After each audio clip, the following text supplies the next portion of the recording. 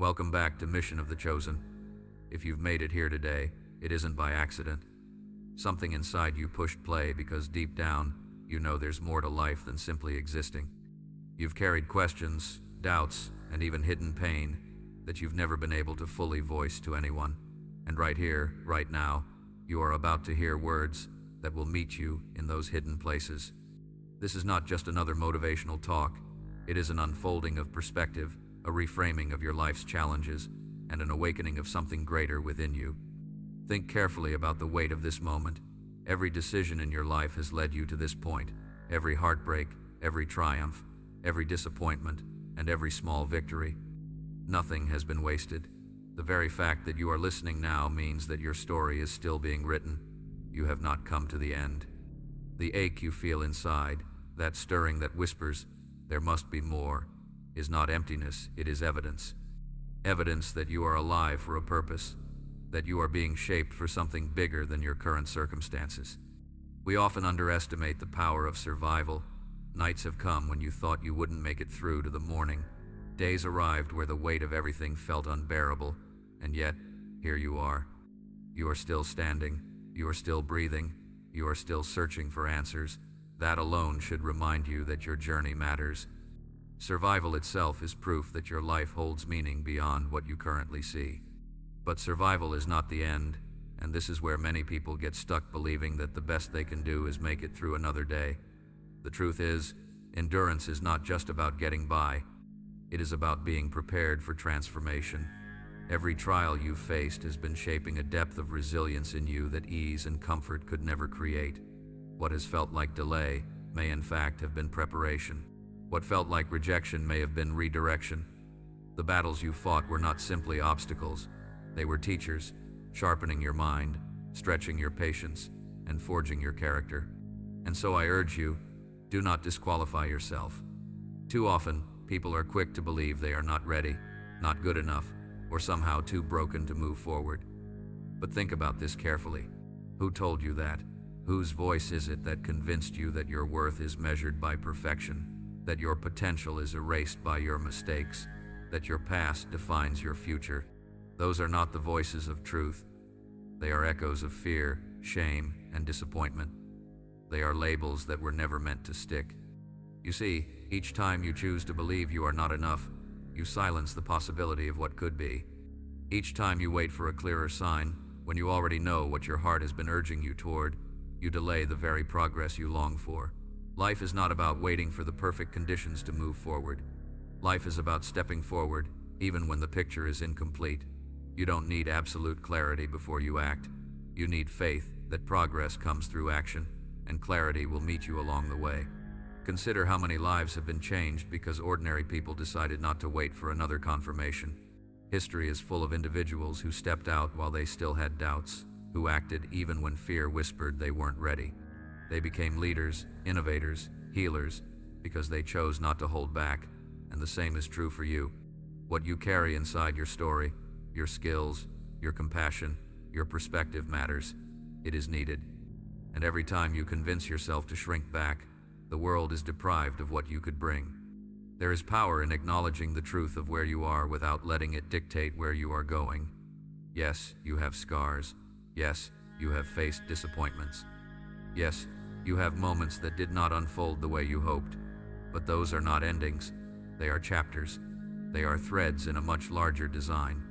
And when you begin to see them as part of a greater picture, they no longer hold you down. They begin to empower you. Because your scars are not signs of weakness, they are evidence of survival. They are reminders that you made it through, and they become the very testimony that will inspire others. Do not underestimate the hidden strength that has been forming in you. It is easy to look at others and believe their path is smoother, their opportunities easier, their lives more blessed. But comparison blinds you to the truth of your own growth. Your journey has been different, yes, but it is different because your purpose is different. What others carried would not have prepared you for what you are meant to do, and what you carry, no one else could have endured. So I say it again, do not disqualify yourself.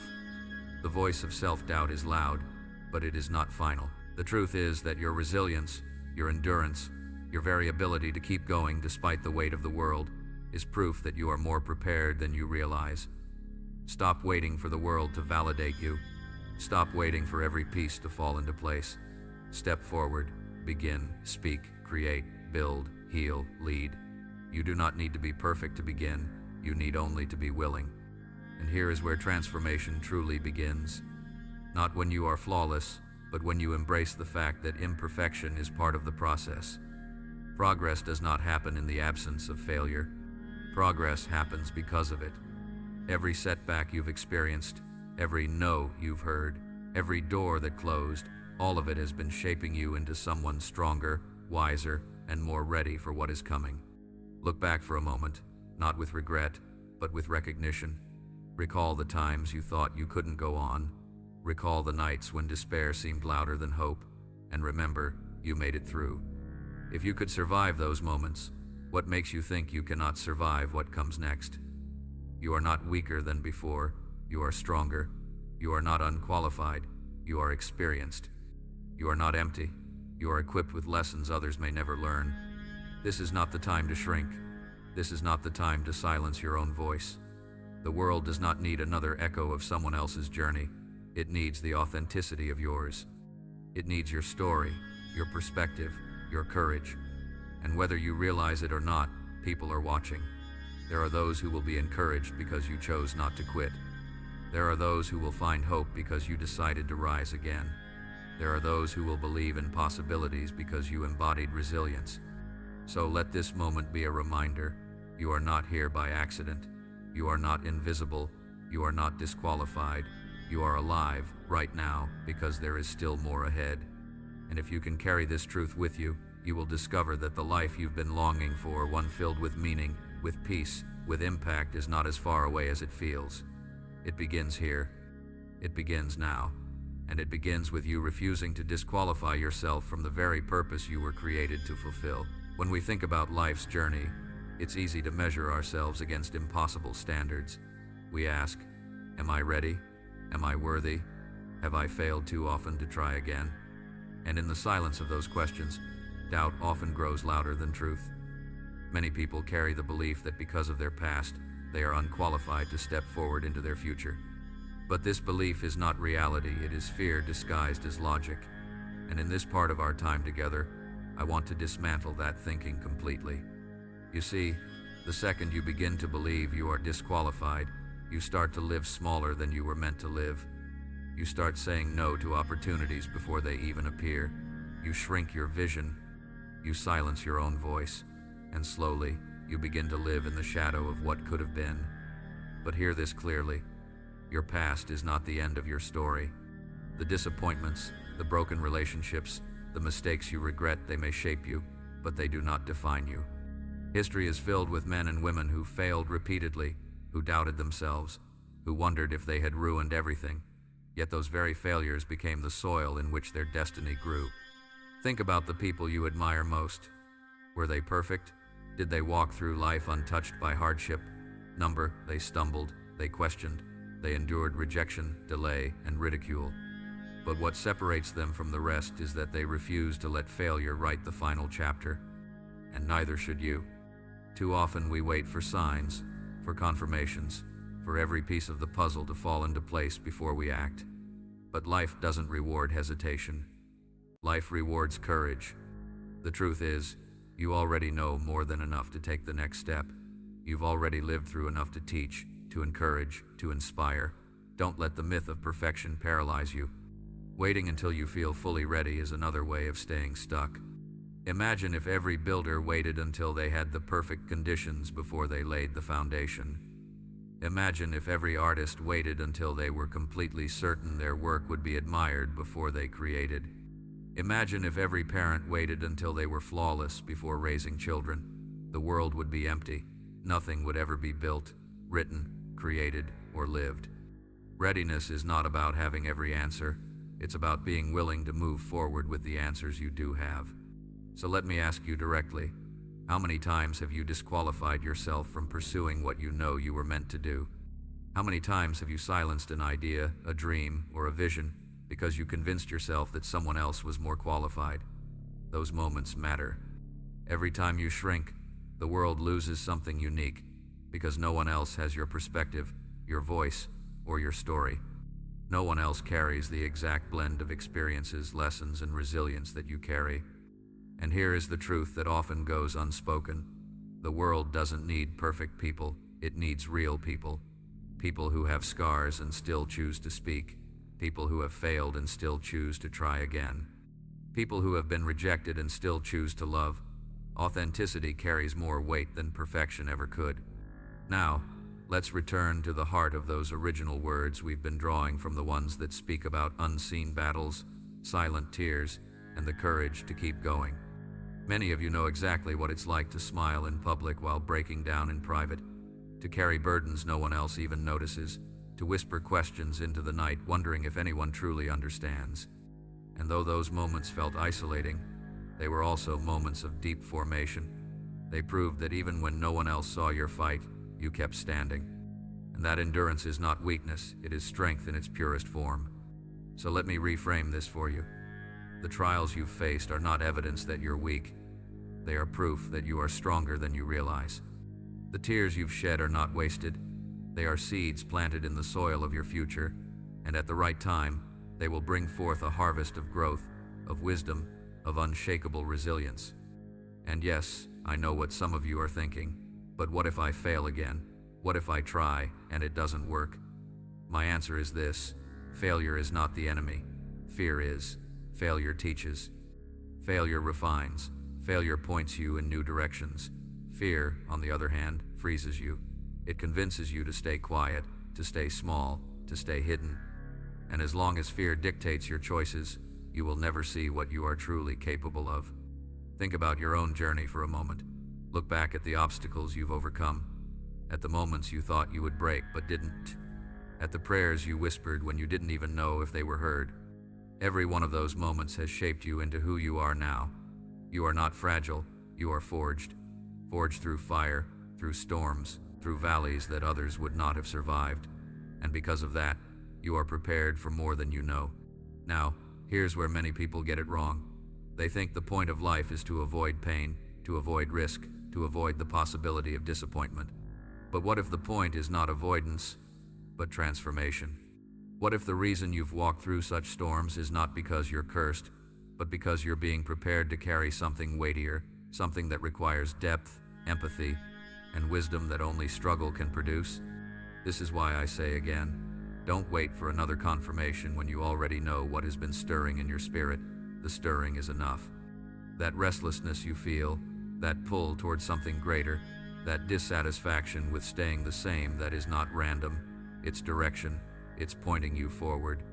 And if you ignore it, you will spend your days wondering what might have been, instead of living what could be. So, what does this mean for you today? It means this: stop looking for reasons to count yourself out. Start recognizing the reasons you are already equipped. You have more experience than you admit. You have more wisdom than you give yourself credit for. You have more strength than you realize. The fact that you are still standing is evidence enough. And here is something worth remembering. The impact of your life will not come from the moments when everything was easy. It will come from the moments when it wasn't, and you kept going anyway. That is the kind of story that changes lives. That is the kind of example that inspires others. That is the kind of legacy that endures. So as you move forward, remind yourself, you are not behind. You are not forgotten. You are not too late. The journey you've walked, with all its scars and setbacks, has prepared you for the very thing you've been doubting you could do. And if you choose today not to disqualify yourself, not to silence your own voice, not to hide your own story, you will discover that what you thought was weakness is actually strength, and what you thought was the end is actually the beginning. This is your moment, not by accident, not by coincidence, but by design. And the choice is yours to remain hidden or to rise into the life that has been waiting for you all along. There comes a time in every person's life when the weight of their past begins to battle with the possibility of their future. We replay memories in our minds, mistakes, regrets, missed opportunities, and somewhere along the way, we begin to believe that these moments are stronger than the hope of what lies ahead. It is a quiet struggle, one that rarely shows on the surface, but it is real, and maybe you know this feeling well. That inner voice that says, I've ruined my chances. I've wasted too much time. I've missed my window. But here's the truth that too many overlook. It is never too late to begin again. Your story is not defined by one chapter, or even by several difficult chapters. Your story is defined by its ending, and the ending is still unwritten. The very breath in your lungs right now is proof that there is more ahead. So many people live as though their failures are final verdicts, but they are not. They are lessons. They are redirections. They are detours that still lead toward purpose if you are willing to keep walking. Think about it. If every setback were permanent, no one would ever rise again. Yet time and time again, history and even your own life prove otherwise. You have fallen before, but you got back up. You have faced rejection, but you kept going. You have endured disappointment, but you survived. That is resilience. That is strength. And resilience is the seedbed of transformation. When we talk about not disqualifying yourself, this is what it really means. It's not about ignoring your flaws or pretending your past doesn't exist. It's about understanding that your worth was never tied to perfection in the first place. The measure of a meaningful life has never been the absence of mistakes. It has always been the willingness to rise after them. Now, some of you may be asking, but what about the dreams I let go of years ago? What about the opportunities I lost? Can those ever return? And the answer may surprise you.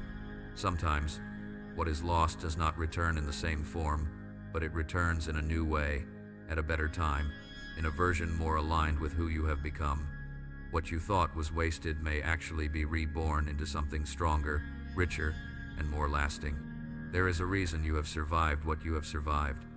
There is a reason why the nights that felt endless eventually gave way to morning. There is a reason the storms that threatened to break you did not succeed. And that reason is this: you were not meant to remain in survival mode forever. Survival was the foundation. Transformation is the destination. So let's reflect on this. Every tear you have cried, every silent prayer you whispered into the night, every moment you felt unseen, none of it was wasted. Those tears watered the soil of your character. Those prayers shaped the resilience of your spirit. Those moments of invisibility taught you that even without recognition, your persistence mattered. And now, you carry within you a depth and wisdom that others desperately need. This is why your story cannot end here, because your endurance is not just about you. It is about the people who will one day look at your journey and find courage to face their own. It is about the friends, the family members, even the strangers who will hear your story and realize they, too, can keep going. Do not underestimate the ripple effect of your resilience. And here is another truth you must hold on to: healing is possible. Too many people believe that because they've been wounded, they will always remain broken. But the human spirit is remarkable. It can bend, it can break, but it can also heal. It can also grow back stronger. The cracks in your life are not permanent weaknesses, they are openings where light can enter. They are places where empathy is formed, where compassion deepens, where strength is tested and proven. You may not see the full picture yet, but the process is unfolding. Even the waiting seasons, the long stretches of time where it feels like nothing is moving, are sacred. Waiting is not wasted time. It is preparation. It is in the waiting that your roots grow deeper. It is in the silence that you develop patience. It is in the stillness that clarity begins to take shape. What feels like delay may in fact be the very thing ensuring you are ready for what comes next. And isn't that what endurance is all about? Learning to trust the process even when the outcome is still hidden. To recognize that the unseen work matters just as much as the visible breakthroughs. To understand that the strength you are developing now will sustain you when the doors you've been waiting for finally open. Let me encourage you with this. You are not who you were a year ago. You are not who you were even a month ago. Change is happening within you, whether you feel it or not. You are growing, you are learning, you are becoming. And that becoming is not only for your own sake, it is for the sake of those whose lives will intersect with yours, because your transformation will be the catalyst for theirs. Think about the people in your life who inspired you most. Were they flawless? Number. They were people who endured, who got back up, who lived with honesty and courage. And that is exactly what you are becoming. Not someone untouched by hardship, but someone who has walked through it and emerged stronger. So, here is the challenge before you today. Do not allow the weight of your past to convince you that you are disqualified from your future. Do not let the disappointments of yesterday define the possibilities of tomorrow. Instead, rise with the awareness that every scar carries a story, every failure carries a lesson, and every step forward carries potential. This is not about pretending everything is easy. It's not about denying pain or suppressing questions. It's about choosing to believe that even in the struggle, you are moving towards something greater. It's about believing that the waiting, the silence, the tears, they are not signs of abandonment, but of preparation. And so, as you listen to these words, let them settle deeply into your spirit. You are not disqualified. You are not finished. You are becoming. And the very things you thought would destroy you may become the testimony that defines you. This is the power of perspective. When you see your life through the lens of possibility instead of disqualification, everything changes. What once felt like an ending begins to feel like a beginning. What once looked like loss begins to look like preparation, and what once seemed impossible begins to look inevitable. So, take courage, stand tall, breathe deeply, and remember, the story is still unfolding, and the best chapters are still ahead. There's something profoundly powerful about realizing that your tears have never been wasted. Many times, we carry the assumption that because no one saw our private battles, no one values them. But the truth is, every single moment of endurance matters. Every night you cried silently into the darkness. Every day you carried a weight no one else could see. Every whispered plea for things to change, all of it carried meaning. None of it was pointless. Think about it.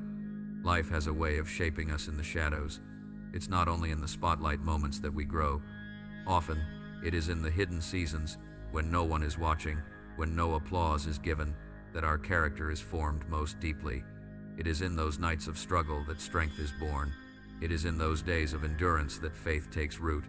And though you may not have recognized it then, those unseen battles have given you a resilience that cannot be taught in comfort.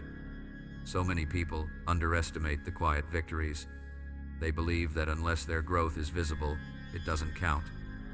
But let me remind you, survival itself is a victory. Choosing to hold on when you felt like letting go, that is a triumph. Continuing to move forward when everything in you screamed to quit, that is courage. Smiling in public when your private world was falling apart, that is strength. These are not small things. These are monumental moments of resilience that have shaped the person you are becoming. And here's the beautiful truth. Your tears have watered something within you that is now beginning to bloom. Every moment of pain you've endured has planted a seed. And seeds, when nurtured in silence, grow into something powerful. You may not see the fruit yet, but it is coming. You may not feel the joy yet, but it is rising. The very places that once felt dry and desolate are preparing to burst forth with life. This is why I encourage you not to despise the waiting.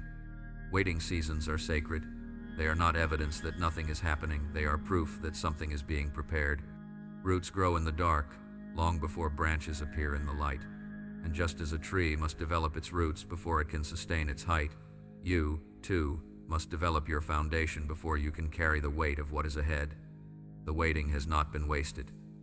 It has been preparing you for more than you realize. You've wondered, haven't you, why it's taken so long for certain breakthroughs to arrive, why healing has been delayed, why opportunities seemed withheld, why doors remained shut. But what if those delays were not denials? What if they were layers of preparation, strengthening your character so you could carry the blessing without breaking under it? Sometimes the slowest seasons produce the strongest people. Sometimes the waiting is what transforms you into someone capable of sustaining the very things you've been praying for. Look at it this way. A quick fix might feel good in the moment, but it rarely lasts. True transformation requires depth. It requires patience. It requires surrender. And those are exactly the things you have been learning in the silence, in the struggle, in the seasons where nothing seemed to move. You thought you were being delayed, but you were being developed. You thought you were being overlooked, but you were being equipped. You thought you were being held back, but you were being made ready. And here's the most powerful part. Your endurance is not only about you, it's about others too. Because when you rise from this season, your story will become a source of hope for people who are walking through their own battles. They will see your scars and find courage. They will hear your testimony and discover faith. They will watch your resilience and believe that if you could endure, they can too. That's why your journey matters, not because it's perfect, but because it's real. Real stories inspire far more than flawless ones. A flawless story feels unattainable. A real story feels relatable. And when you share what you've endured, you become a living reminder that healing, growth, and transformation are possible. Now, let's address something important. Many of you have felt ashamed of your struggles. You've believed the lie that your weaknesses disqualify you, but the opposite is true. It is in your weaknesses that your greatest strengths are often revealed. Think about it. Courage cannot exist without fear. Resilience cannot exist without hardship. Faith cannot exist without uncertainty. Your struggles do not disqualify you. They reveal the strength that was already inside you. So do not hide your scars. Do not bury your battles. They are not marks of failure. They are evidence of survival. They are proof that you've lived, that you've endured, that you've overcome. And they will one day be the very things that inspire others to rise from their own valleys. And if you still wonder whether you're strong enough for what lies ahead, let me remind you of something vital. You already are. The fact that you've come this far is proof. The fact that you are still here, still breathing, still listening, means that you are capable of carrying more than you believe. You don't need to wait until you feel stronger. You don't need to wait until everything looks perfect. You have enough strength right now to take the next step. Do not underestimate the value of small steps. We often think transformation requires giant leaps, but more often it happens in consistent, small movements forward. Choosing hope today, choosing courage tomorrow, choosing persistence the day after that. These steps may seem insignificant in the moment, but over time they build momentum. And momentum is what carries you forward into the future you've been longing for. So let's bring this together. Your tears have not been wasted. Your waiting has not been empty. Your scars are not marks of defeat. Every single moment has been shaping you, preparing you, building you into someone stronger, wiser, and more resilient than you ever imagined. And now, you stand at the edge of a new chapter. Not because everything has suddenly become easy, but because you are ready in ways you couldn't see before. This is your moment to believe again, to hope again, to step forward not in perfection, but in progress, to stop asking, "Am I qualified?" and start declaring, "I am ready to begin." Because readiness has never been about having all the answers. It has always been about having the courage to take the first step. And you right here, right now, are ready. One of the most overlooked truths about personal growth is that transformation rarely happens in comfort. It happens in the tension between who you were and who you are becoming. That tension, though uncomfortable, is sacred ground. It is where you wrestle with doubts, where you question your abilities, where you feel the pull between the familiar past and the uncertain future. And though it often feels heavy, that tension is proof of life. It is proof that you are still growing. Think about the seasons when you felt the most unsettled, when you couldn't quite put words to what you were experiencing, but deep down, you knew something had to shift. Those seasons are not accidents. They are invitations. They are the inner signals that tell you change is on the horizon. And instead of running from them, what if you leaned in? What if you chose to see discomfort not as an enemy, but as a guide? Growth always asks something of you. It asks for patience when you'd rather have instant results. It asks for perseverance when you'd rather quit. It asks for courage when fear seems louder than truth. And every time you answer those demands, you become more. Not just more capable, but more grounded.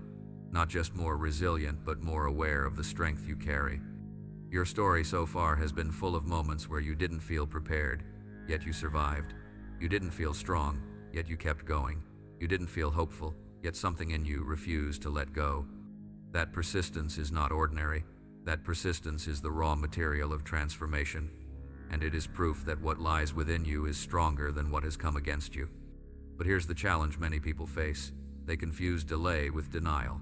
They assume that because something hasn't happened yet, it won't happen at all. But delay is not denial. Delay is development. Every day that feels like nothing is moving is still a day shaping your readiness. Every moment of waiting is a moment building the foundation of your character, and though it may not look like progress, it is. Let's go deeper into this idea of waiting, because it is one of the hardest realities to accept. Waiting feels like wasted time, Waiting feels like silence. Waiting feels like being forgotten. But waiting is often the most productive season of your life, because it is where the unseen work is done. It is where roots grow deep. It is where faith becomes real. It is where resilience is formed, not in theory, but in practice. Think about the tree planted in the soil. Before anyone sees its branches reach for the sky, its roots are expanding beneath the ground, hidden, unseen, quiet, yet vital. Because without deep roots, the tree cannot withstand storms. Without a firm foundation, it cannot carry the weight of its own branches. The same is true of you. The hidden seasons of your life, the waiting seasons, are where your roots grow, and though no one may see them now, they are preparing you for everything that comes next. This is why you cannot give up, even if the breakthrough hasn't come, even if the doors haven't opened, even if the answer hasn't appeared. The silence of today is shaping the strength of tomorrow. The stillness of now is equipping you for the momentum that will come. Don't despise the slow growth. Don't dismiss the hidden progress. It is laying the groundwork for the very things you've been longing for. And let's be honest, waiting is hard because it tests your trust. It asks you to believe without immediate proof. It asks you to lean on what you cannot see. It asks you to walk by faith instead of sight. And in doing so, it reveals where your foundation truly lies. Are you anchored in temporary outcomes, or are you anchored in something deeper? Because when you are anchored deeply, storms can come, delays can drag on, and yet you will not be uprooted. So let me encourage you here. Do not confuse the silence with absence. Just because you can't see the work being done doesn't mean it isn't happening. Just because you can't measure the progress doesn't mean it isn't real. Growth often happens invisibly long before it becomes visible, and when it finally breaks through the surface, it will be undeniable. Now, let's return to the reality of your own journey. You have endured nights that felt unending. You have carried burdens that seemed impossible to lift. And yet, you are still here. That alone is proof of unseen strength at work within you. You may not have recognized it, but each of those moments added to your foundation. Each of those struggles fortified your roots. And now, you stand stronger than you give yourself credit for. But strength is not only about endurance, it is about transformation. It is about letting the very things that tried to break you become the things that build you. And that is what is happening now. The tears you shed in private are becoming the seeds of joy that will rise in public. The battles you fought in silence are becoming the victories that others will one day see. The pain you endured is becoming the very story that will inspire those who follow after you. And here is the beauty of it. Nothing is wasted. Not one tear, not one unanswered question, not one season of silence. Every single part of your journey is being used to shape something extraordinary. And when you begin to see your life through that lens, you stop resenting the waiting and start recognizing its value. You stop despising the silence and start understanding its purpose. You stop fearing the process and start trusting its outcome. So where does this leave you now? At a crossroads. You can choose to continue believing the lie that you are disqualified, that your waiting is wasted, that your struggles are meaningless. Or you can choose to embrace the truth that you are still in process, still becoming, still being prepared for something greater. The choice is yours, and the impact of that choice will ripple far beyond you. Because make no mistake, your journey is not just about you.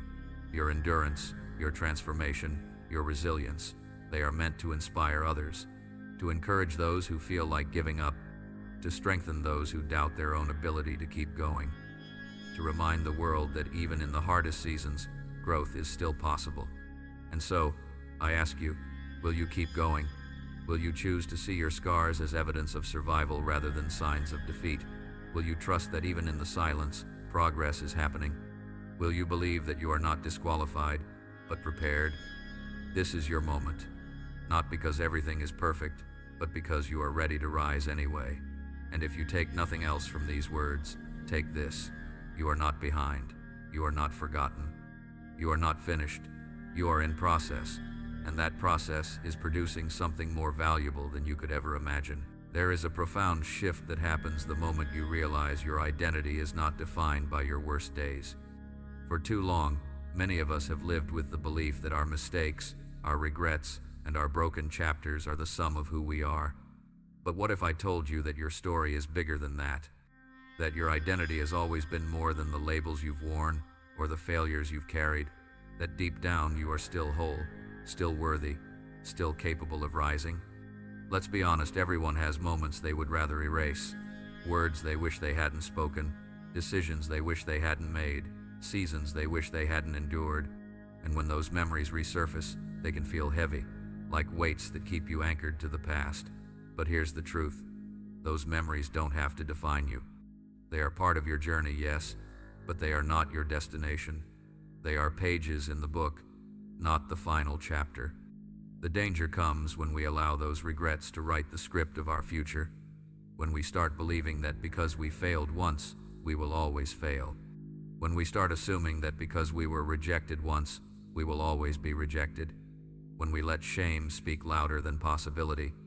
That kind of thinking shrinks your life, steals your vision, and convinces you to live beneath your potential. But pause for a moment and consider this. You are still here. You are still breathing. You are still searching, still longing, still hoping. And that alone is proof that you are not finished. If your story were over, you wouldn't be listening now. But you are, and that means there is still more to come. Think about the people you've admired throughout history, or even those closer to you in everyday life. Rarely are they people who had perfect stories. More often, they are people who stumbled but stood again. People who carried scars but chose to keep moving.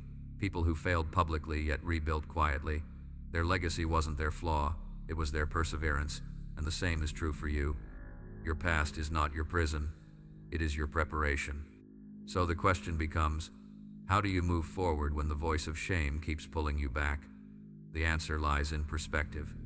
You must learn to see your scars not as evidence of failure, but as evidence of survival. That broken relationship didn't end you, it taught you resilience. That disappointment didn't destroy you, it clarified your priorities. That season of loss didn't erase your identity, it revealed your strength. The truth is, you are stronger than you know. You have endured things that others might not have survived, and though you may carry the memory of pain, you also carry the reality of persistence. You didn't give up, even when you wanted to. You didn't quit, even when it felt impossible. And that is worth honoring. Now, let's talk about something that often keeps people stuck, the fear of starting again. Too many people believe that if they try again and fail again, it will confirm their worst fears that they are unworthy, incapable, or destined to fall short. But let me tell you something vital. Failure is not final. It is feedback. It is information. It is a teacher disguised in disappointment. And when you reframe it that way, you stop fearing failure and start using it as fuel. Consider the pattern of growth in nature. A seed must break open before it grows. The soil must be disrupted before it produces. The seasons must shift before the harvest comes. The breaking is not the end. It is the beginning, and your breaking points, as painful as they were, have been creating space for growth all along. You may feel like too much time has passed, like the opportunity has slipped away, but time is not your enemy. Time has been your teacher. The years that feel wasted have been shaping your wisdom. The seasons that felt empty have been preparing your capacity. Nothing has been lost, it has only been repurposed.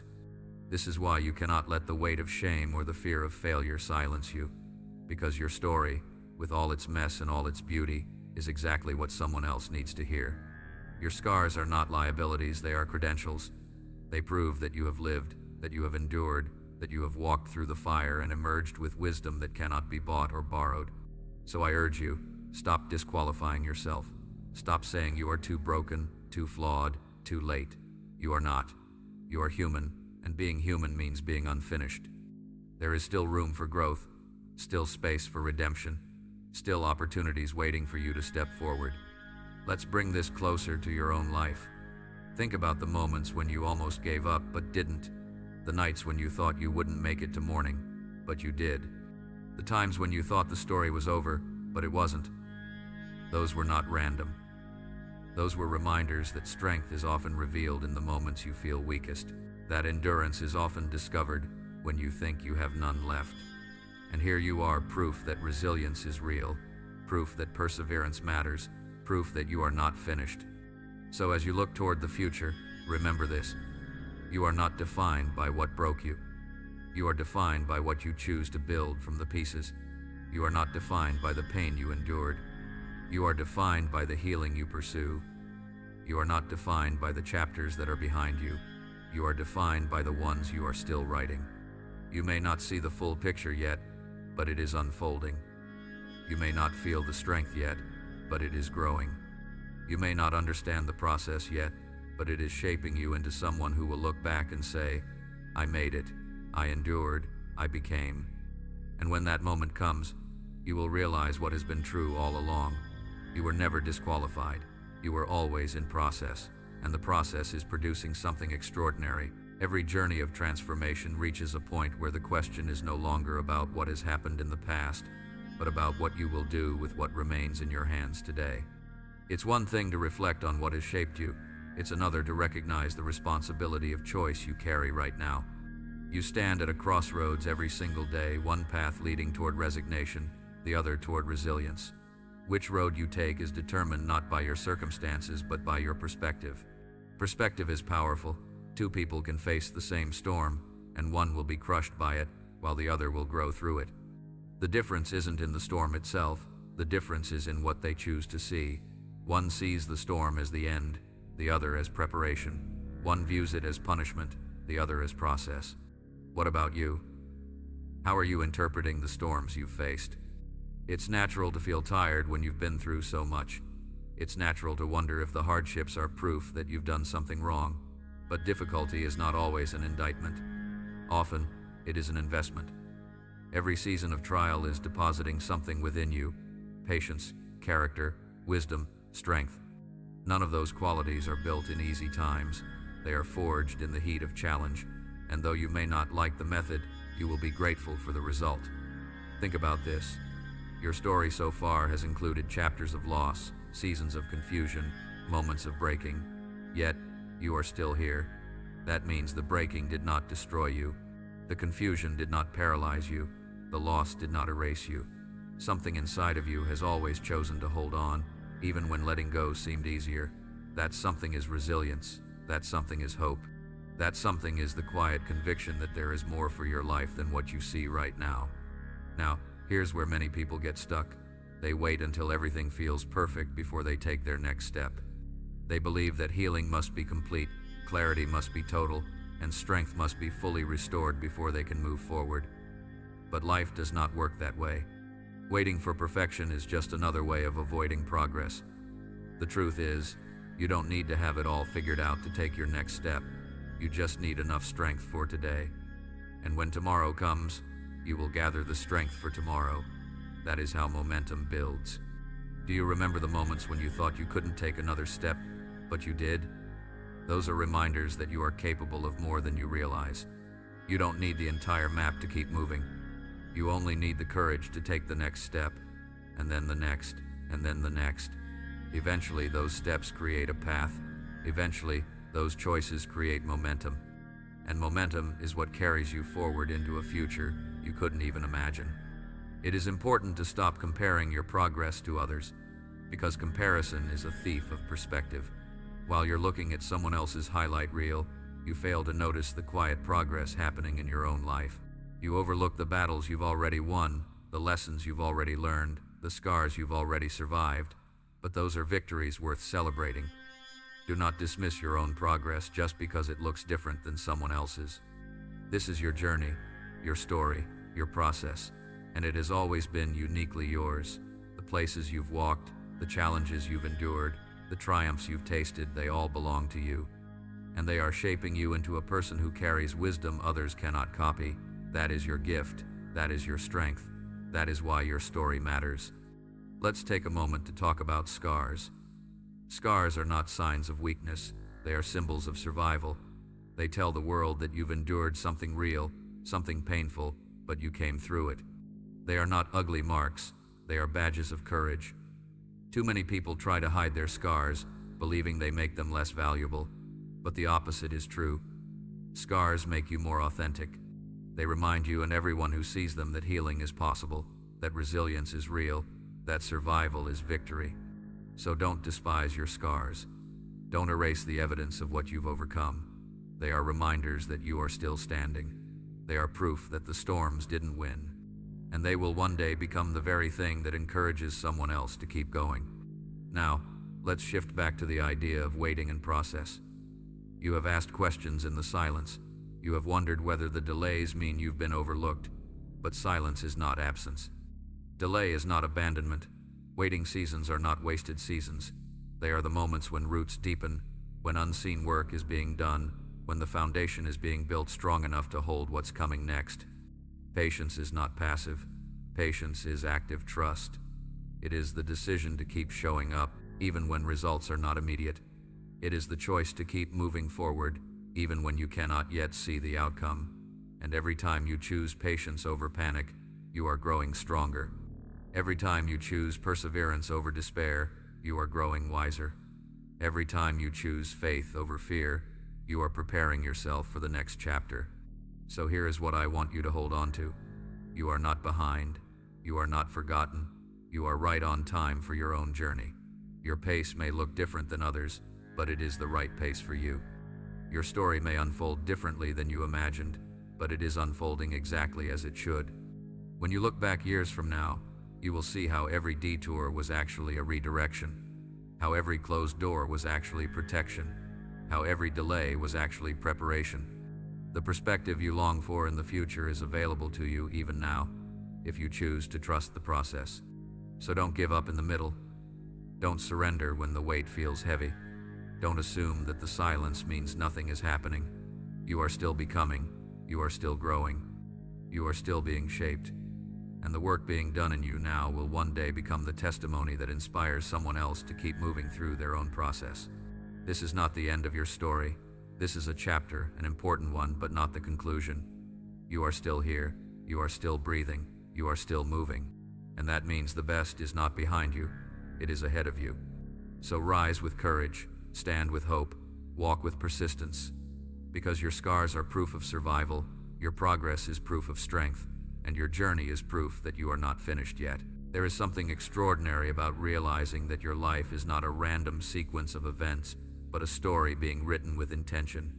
So often, when we are in the middle of the story, we cannot see the purpose. All we see are the fragments, the broken chapters, the unanswered questions, the disappointments that left us reeling. It feels like a collage of unrelated moments stitched together by survival. And yet, when you step back, when you begin to trace the threads, you notice that even the darkest strokes have been part of a bigger picture. It's like standing too close to a painting. Up close, all you notice are the brushstrokes, thick here, messy there, colors clashing in ways that don't seem to make sense. But when you step back, the chaos becomes art. The same is true for your life. The moments that felt senseless, the nights that seemed unbearable, the detours that appeared unnecessary, they are brushstrokes in the masterpiece that is still being revealed. The challenge is that we often want to see the whole picture before we trust the process. We want certainty before we move forward. We want guarantees before we risk again. But life doesn't work that way. Clarity comes not before the step, but after. Understanding doesn't always arrive at the beginning. It often arrives much later, when you look back and realize what those seasons were forming in you all along. Think about the times when you felt buried by circumstances. You thought it was the end. You thought the weight would crush you. But looking back, it wasn't burial, it was planting. A seed feels the same pressure when it is placed in the ground. It is covered in darkness, surrounded by soil, pressed by weight. It looks like the end, but in reality, it is the beginning of growth. And that is what has been happening in your life. The darkness wasn't your grave, it was your garden. That shift in perspective changes everything. Instead of resenting the seasons that felt like endings, you begin to see them as beginnings. Instead of cursing the delays, you begin to understand them as preparation. Instead of questioning your worth in the waiting, you begin to realize you are being strengthened for what is ahead. Nothing was wasted. Every moment mattered. Every season had a purpose. And here is where hope begins to rise again. Because if the seasons that once looked like endings were really beginnings, then what you are experiencing now, even the confusion, even the waiting, even the uncertainty, could also be the start of something new. You are not stuck. You are not finished. You are not forgotten. You are being positioned. But positioning requires patience. It asks you to stay steady when everything in you wants to rush ahead. It asks you to trust the timing, even when it feels slow. It asks you to believe that unseen progress is still progress, and that is not easy. Waiting requires courage. Patience requires strength. But both are worth it, because they prepare you not just to receive, but to sustain. Let's be clear about something. Quick success is easy to celebrate, but it is rarely easy to carry. That is why endurance matters. That is why character matters. That is why the waiting matters. Because what you carry on the inside determines whether you can handle what arrives on the outside. If the roots are not deep, the branches will collapse under their own weight. And that is why you have been stretched, refined, and strengthened, so that when the blessing comes, it will not crush you, but empower you. And here's the truth that brings peace. You do not have to rush. You are not late. You are not missing out. The timeline you are walking is yours alone. And everything you need for the next step will arrive at the right time. You do not need to see the entire staircase to take the first step. You do not need the full plan to begin moving. All you need is enough strength for today. Tomorrow will bring its own strength. Now, let's talk about identity. One of the biggest battles you will ever face is the battle over who you believe you are. The world has tried to tell you that you are defined by your failures, that you are limited by your past, that you are bound by your mistakes. But those labels are lies. You are not your worst day. You are not your darkest season. You are not your failures. You are your resilience, your persistence, your courage, your endurance. Too often, we allow the loudest voices of criticism to drown out the quieter voices of truth. But the truth remains. You are worthy. You are capable. You are still in process. And that process is producing something extraordinary. You don't need the approval of everyone else to validate what has already been placed within you. You simply need to take the next step forward, carrying the confidence that you were made for more than survival. And survival is not your final destination. You were not kept alive just to exist. You were preserved for purpose. The pain you endured, the storms you survived, the nights you thought would never end, they are not the end of your story. They are the preparation for chapters still to be written. And those chapters will carry hope, not just for you, but for others. That's the incredible thing about stories of resilience. They ripple outward. They inspire others who are struggling. They strengthen others who are weary. They remind the world that transformation is possible. Your endurance is not only about your survival, it is about the survival of hope in someone else's life. You may not even realize it, but your story is becoming the light someone else needs to see. So do not minimize what you've walked through. Do not dismiss the nights you survived. Do not overlook the strength it took to keep going. Those are victories, and they matter. They are the foundation on which your future is being built, and they are proof that you are more than what you've endured. Now let me leave you with this thought. The masterpiece is not finished yet. The brushstrokes may not make sense up close, but when you step back, the picture will be beautiful. The seed may still be underground, but soon it will break through the surface. The waiting may feel endless, but it is building strength you don't yet see. You are not at the end. You are in the middle of becoming, and becoming is a beautiful place to be. Every season of your life carries a rhythm, and sometimes that rhythm is fast and full of momentum, while other times it is slow and difficult. Both are necessary. Both have value. But the challenge comes when you compare your rhythm to someone else's time siding. You see others accelerating while you feel stuck. You watch others celebrate breakthroughs while you wrestle with delays. And the temptation is to believe that you've been left behind. But listen closely, you have not. You are not behind. You are not late. You are not forgotten. You are simply walking to the beat of a different rhythm, one designed specifically for you. Consider the way a symphony works. Not every instrument plays at once. Some wait quietly in the background until the moment comes for their sound to emerge. And when it does, the music shifts, the atmosphere changes, and the piece becomes complete. Your life is like that.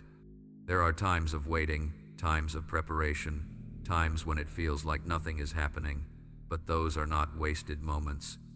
They are pauses in the music, waiting for your part to rise at exactly the right time. It's hard, isn't it? Hard to trust that silence is still progress. Hard to believe that pauses are still part of the plan. Hard to accept that your season of waiting might actually be strengthening you rather than punishing you. But this is where faith becomes real. It's easy to believe when everything makes sense. It's harder to keep believing when nothing does. Yet those are the moments that define you. Those are the moments that shape who you are becoming. Think about the times you've walked through valleys, seasons of grief, of loss, of uncertainty. You wondered if you would make it through, and yet you did. You came out with scars, yes, but also with strength. You came out with wisdom that only comes from experience. You came out with resilience that cannot be faked. Those valleys did not destroy you. They built you. They gave you depth. They gave you perspective. They gave you compassion for others who are walking through their own valleys. And this is why your story matters. Because your survival is not just about you. It is about the countless people who will one day look at your scars and find hope for their own. They will see that if you made it through, they can too. They will see that resilience is possible, that endurance is real, that transformation is worth waiting for. Your story is not just personal, it is generational. Your perseverance will echo beyond your lifetime. Let's take a step back and look at the bigger picture. How many times did you think you were finished, only to discover later that it was actually the beginning of something new? How many times did you believe the door was closed forever, only to watch a different door open at just the right time? That pattern is not coincidence. It is evidence that your life has always been guided, even in the moments when you couldn't see the hand at work. But here's the key. You must stop defining your future by the limitations of your past. Just because you struggled then doesn't mean you will struggle forever. Just because you failed once doesn't mean failure will always define you. Just because the path was hard doesn't mean it will never shift. The past informs you, but it does not imprison you. The future is still wide open. You have asked the question, when will things change? When will the breakthrough come? When will I finally see progress? The truth is, progress often comes, gradually, almost invisibly. You don't notice the growth happening day by day, but when you look back, you realize how far you've come. The small steps, the quiet choices, the simple decisions to keep going when you wanted to quit, they add up. They become momentum. They become transformation. And then one day, without even realizing it, you arrive at a new place. You step into a season you once only dreamed about. And when you do, you will look back and see how every delay was preparation, how every setback was shaping you, how every unanswered question was guiding you closer to this moment. So where does that leave you today? It leaves you with a choice. You can let discouragement convince you that nothing is changing, or you can hold on to the truth that unseen progress is still progress. You can believe that your story is still unfolding, that your part in the symphony is still coming, that your rhythm is still valid. Do not underestimate the value of endurance. The ability to keep going, even when it feels pointless, is one of the greatest strengths you can develop, because endurance leads to character, and character leads to hope, and hope, once planted deeply, cannot be uprooted easily. And let's not forget, hope is contagious. Your resilience will inspire others. Your persistence will encourage them. Your willingness to keep moving forward will remind them that they can too. That is the ripple effect of your story. That is the legacy you are building, whether you realize it or not. So I say again, you are not behind. You are not forgotten. You are not finished. You are still in process, and the process is beautiful. One day, you will look back and see how every thread, even the ones that seemed tangled, came together to form something extraordinary. One day, you will understand why you had to wait, why you had to struggle, why you had to endure, and when you do, you will be grateful that you didn't give up. Until then, keep walking, keep believing, keep listening to the rhythm of your own journey, because your time is coming. And when it does, it will be worth every step, every tear, every moment of waiting. There comes a moment in every journey when you finally realize that survival was never the ultimate goal. Survival got you here, yes. It kept you breathing when nights felt unbearable. It kept you moving when days dragged on endlessly. But survival is not your finish line. You were not preserved simply to exist. You were preserved to thrive, to flourish, to live with purpose. And that realization changes everything. Think about how far you've already come. The nights when you thought the weight of grief or fear would crush you, you endured them. The seasons when silence felt deafening, you survived them. The storms that shook everything you thought you knew, you passed through them. And here you are, still standing, stronger than you may even realize. Those chapters are not wasted. They are evidence of resilience. They are reminders that even in the moments when you thought you couldn't keep going, you did. But here's the truth I want you to hold close. You were not kept alive just to survive storms. You were kept alive because your story is not finished. Every scar you carry is proof that you have endured, but it is also proof that you are being prepared. The pain you've known is not your identity. It is part of the preparation for the impact you are meant to have. The struggles you've faced were not designed to end you. They were shaping you into someone who could rise with clarity, with compassion, with courage. And now, you are standing at the threshold of something new. The voice inside that whispers, "It's time for more," is not lying to you. That stirring in your spirit, that sense that change must come, is not fear. It is readiness. It is your soul recognizing that you have outgrown the version of yourself that was only surviving. You are ready to live. You are ready to thrive. This doesn't mean the journey ahead will be free of challenges, but it does mean that you are no longer walking into those challenges as the same person who once trembled at the thought of them. You carry wisdom now. You carry scars that have become testimonies.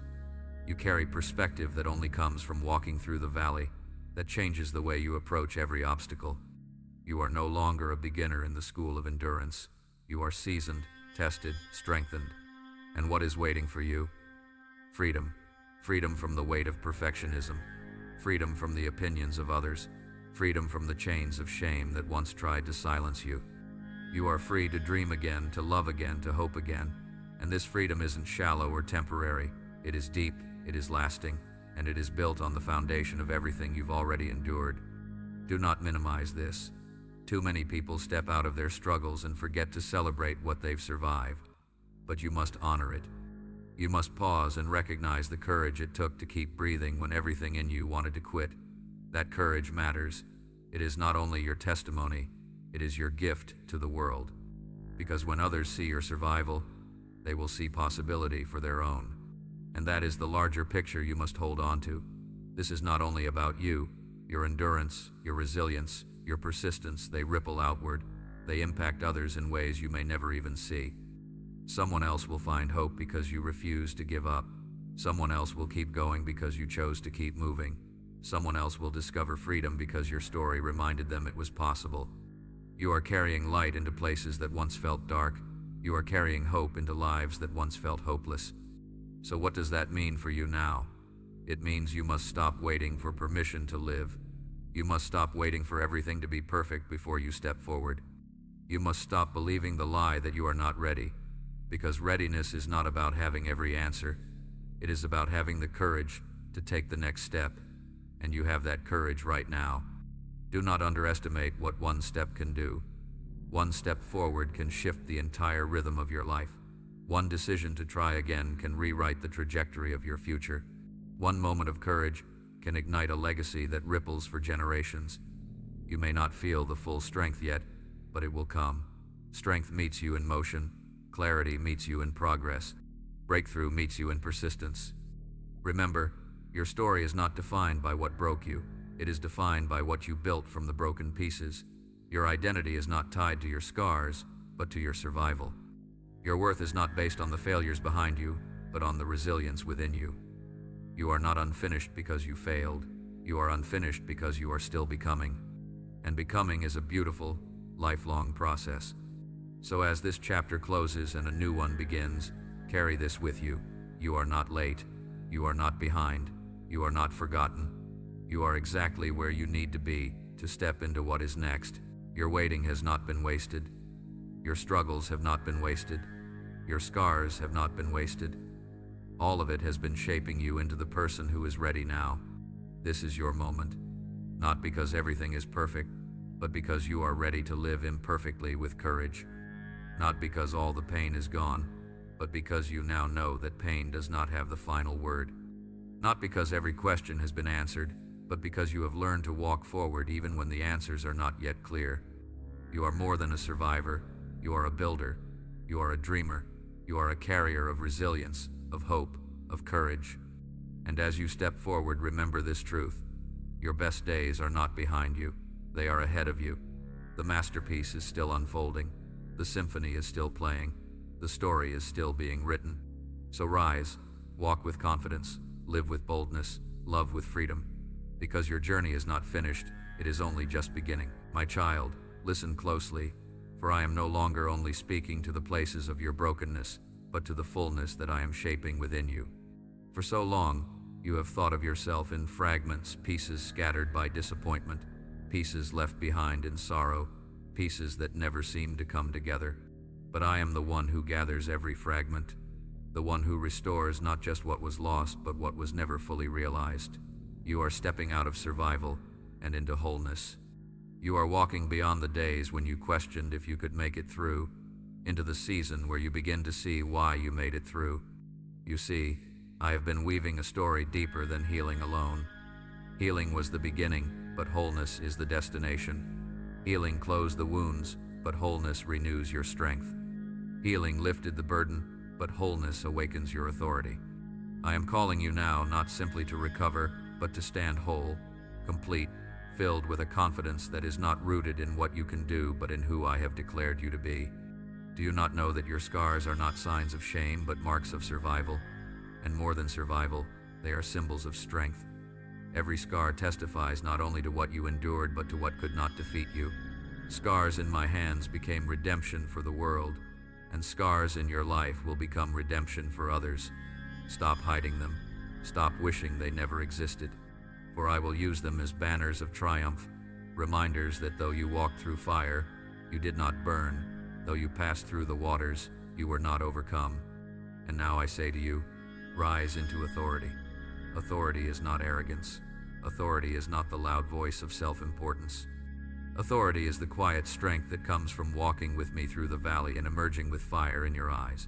Authority is the peace that makes demons tremble, the confidence that silences storms, the steady heart that stands firm when others fall away. You carry this authority not because of your perfection, but because of your surrender. And this authority is needed in the days to come, for there are lives waiting on the sound of your voice, waiting on the strength of your testimony, waiting on the courage of your example. Wholeness is not only the mending of what was broken, but the fullness of who you were always meant to be. Too long you believed the lie that brokenness defined you. Too long you carried labels that were never yours to wear. Now I clothe you in new garments, garments of righteousness, garments of confidence, garments of joy. The ashes are behind you. The morning is lifting. You will not live as one half healed or half loved. You will walk in completeness, knowing that nothing in you is overlooked, nothing in you is wasted, nothing in you is unfinished. But wholeness comes with responsibility. I do not pour into you so that you may only keep it for yourself. I make you whole so that you can stand as a testimony of what I can do. There are others watching you, longing for proof that restoration is possible. You will be that proof. You will be the living example that pain does not get the final word, that weakness is not the end, that faith indeed gives birth to new strength. Do not shrink from this responsibility. Do not hide in false humility, pretending you are unworthy to stand. Your worthiness is not the question. My call upon you is the answer. I chose you not because you were flawless, but because you were faithful to keep returning, to keep trusting, to keep walking, even when you stumbled. Authority does not come from never falling. It comes from rising again every single time. I know there are still days when you feel the echo of weakness. There are still mornings when the weight of yesterday tries to settle over you like a cloak. But remember this, you are not the same person you once were. The you that doubted, the you that trembled, the you that nearly gave up, that person has been transformed. Do not identify with who you were when you were bound. Identify with who you are now that you are free. When the enemy comes to whisper that you are still the same, silence him with the truth. You are not who you were. You are who I say you are. Speak it aloud. Declare it over yourself. Declare it until your own ears believe it. For there is power in agreement, and when you agree with my word over your life, every lie begins to lose its grip. Child, wholeness also means walking in new clarity. You have been healed not only in heart but in vision. You no longer look at your future through the fog of yesterday's pain. I am giving you eyes to see with fresh perspective. Where you once only saw obstacles, you will now see opportunities. Where you once saw endings, you will now see beginnings. Where you once felt overlooked, you will now understand that I was preparing you for a time when your presence would matter most. So walk boldly. Walk as one who has nothing left to prove, because the proof is already written in the fact that you are still here. Walk as one who carries authority, not to dominate, but to liberate. Walk as one who is whole, not fractured, not fragile, but firm in faith and strong in spirit. You are not a victim of your past. You are a vessel of my glory. The journey does not end with healing. It begins there. Healing was my mercy, wholeness is my gift, and authority is my calling. Rise now into the fullness of who you are, and never again look back as though you were still broken. You are whole, you are chosen, you are strong, and the world is waiting for the sound of your voice, steady and sure, carrying the fire of one who has walked through the valley and come out radiant. Beloved, you must now understand that authority is not given for yourself alone. Authority is given so that your life becomes a pathway for others. You are not only healed for your healing, and you are not only whole for your wholeness. You are healed to heal. You are whole to make others whole. You are lifted so you can lift. This is the deeper purpose, the sacred weight of what I am doing in you. Do not mistake this weight for burden. Burdens crush, but holy weight strengthens. It is the same weight that pressed oil from olives, the same weight that shaped prophets, the same weight that gave ordinary men and women voices that shook nations. And now that same anointing rests upon you, not to overwhelm you, but to awaken you. You once asked why you had to suffer so deeply, why your nights were filled with tears no one saw. And now you will see it was so that compassion would live in your bones, so that when you speak, you do not speak from theory but from testimony. Others will feel the truth in your words, because they have been written not on paper, but on your life. You are not repeating what you heard, you are releasing what you lived. This is why your story matters. This is why your voice matters. This is why the scars remain, not to shame you, but to authenticate you. Anyone can talk about hope, but not everyone can say, I was in the pit, and yet I rose. Anyone can talk about faith, but not everyone can say, I walked through the fire and came out untouched. Your life is the evidence that I am faithful. Now I give you vision. For too long your eyes were blurred with grief, clouded by disappointment, narrowed by survival. But I lift the veil now. I open your eyes to see what I have prepared for you, not only for your sake, but for those who will be touched because you said yes to me. Look again, and do not look through yesterday's lens. The old is gone, the new has come. And in this newness, your purpose is being revealed. Do not be afraid of vision. Vision will stretch you. Vision will pull you into places you never thought you could go. Vision will require faith, for it will often show you what is possible long before it looks practical. But trust that if I give the vision, I also give the provision. If I reveal the dream, I also open the doors. And if I plant the seed, I also send the rain.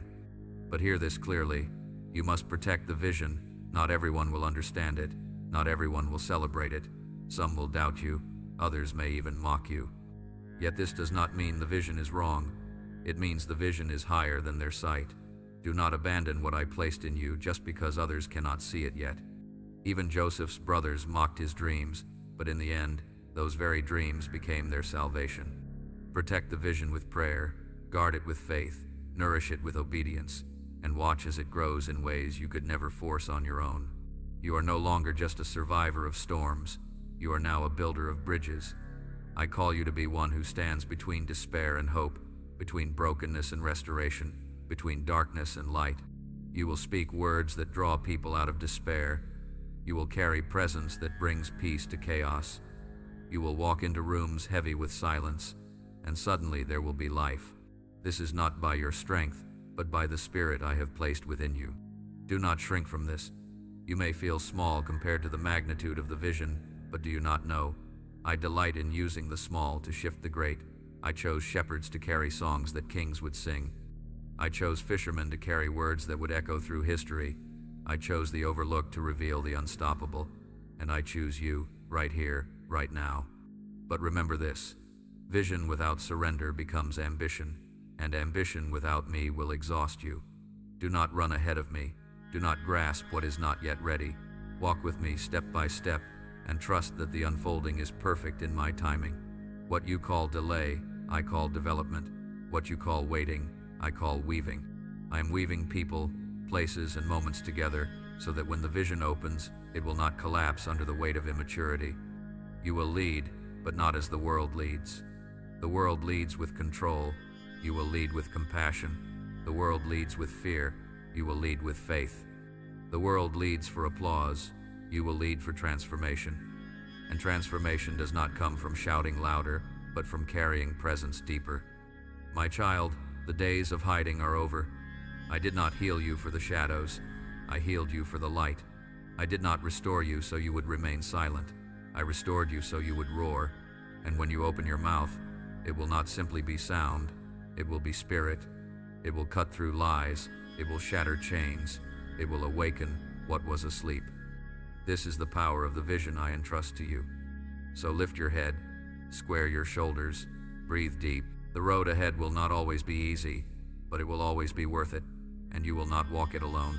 I will be with you in every step, in every word, in every breath. You carry my presence, and that is more than enough. This is the authority I give you now, to see differently, to walk boldly, to speak courage, to live purpose. Do not despise small beginnings. Do not despise hidden seasons. They are the foundation of what is coming, and when it comes, you will not say, "Look what I built." You will say, "Look what the Lord has done." And child, this is only the beginning. Child, I have given you vision, and now I call you to walk into the unfolding of that vision with courage. The future that once seemed clouded, uncertain, even frightening, is not meant to paralyze you anymore. The veil has been lifted. The fog is clearing. Where once you saw only shadows of what might be, now you will see the outlines of the destiny I have prepared. This is not a distant dream. It is a living reality that is drawing nearer with every step of obedience you take. The future does not unfold all at once. It reveals itself like the rising of the dawn, moment by moment, ray by ray.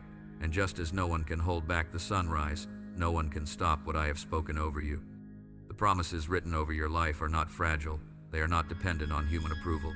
They are sealed by my word, sustained by my power, and timed by my perfect wisdom. I know there were days when you looked ahead and saw nothing but walls. You tried to imagine tomorrow, and all you could see were reminders of yesterday's failures. But now I am lifting your head. I am straightening your gaze. The walls are falling, and doors are appearing where you thought there was only stone. The path is opening. Do you see it? It is narrow, yes, but it is clear. It is steep, yes, but it is purposeful. Every step you take in faith draws you closer to the future that has already been written. Do not despise the small steps. The future is not built in leaps alone. It is built in steady faithfulness, in the quiet choices no one else applauds, in the unseen prayers whispered in the night. You wonder if those small choices matter, but they are the very stones that pave the road ahead. Do not underestimate what I can do with your daily yes. For every yes you give me becomes a seed that grows into fruit you cannot yet imagine. You are learning to walk in trust, not sight. This is why I do not show you everything at once. If you saw the fullness of the journey ahead, fear might stop you, pride might tempt you, or pressure might crush you. But step by step, you are being prepared. Step by step, you are being strengthened. And step by step, you are proving to yourself that my hand is steady and my promises are true. Child, the future is not something to dread. It is something to anticipate. Fear tells you that tomorrow will repeat yesterday. Faith tells you that tomorrow is already redeemed. Fear whispers that you will not have enough. Faith declares that I am your provider. Fear imagines failure waiting at every turn. Faith sees my goodness waiting at every destination. Which voice will you believe? Which vision will you carry? Lift your eyes and see with the eyes of faith.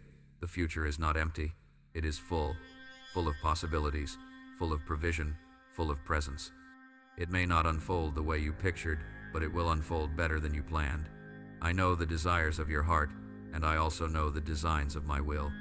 And when the two align, beauty beyond your imagination comes forth. But remember this, walking into the future requires letting go of what is behind. You cannot step into what is ahead while dragging the weight of yesterday with you. Release the grudges. Release the disappointments. Release the comparisons.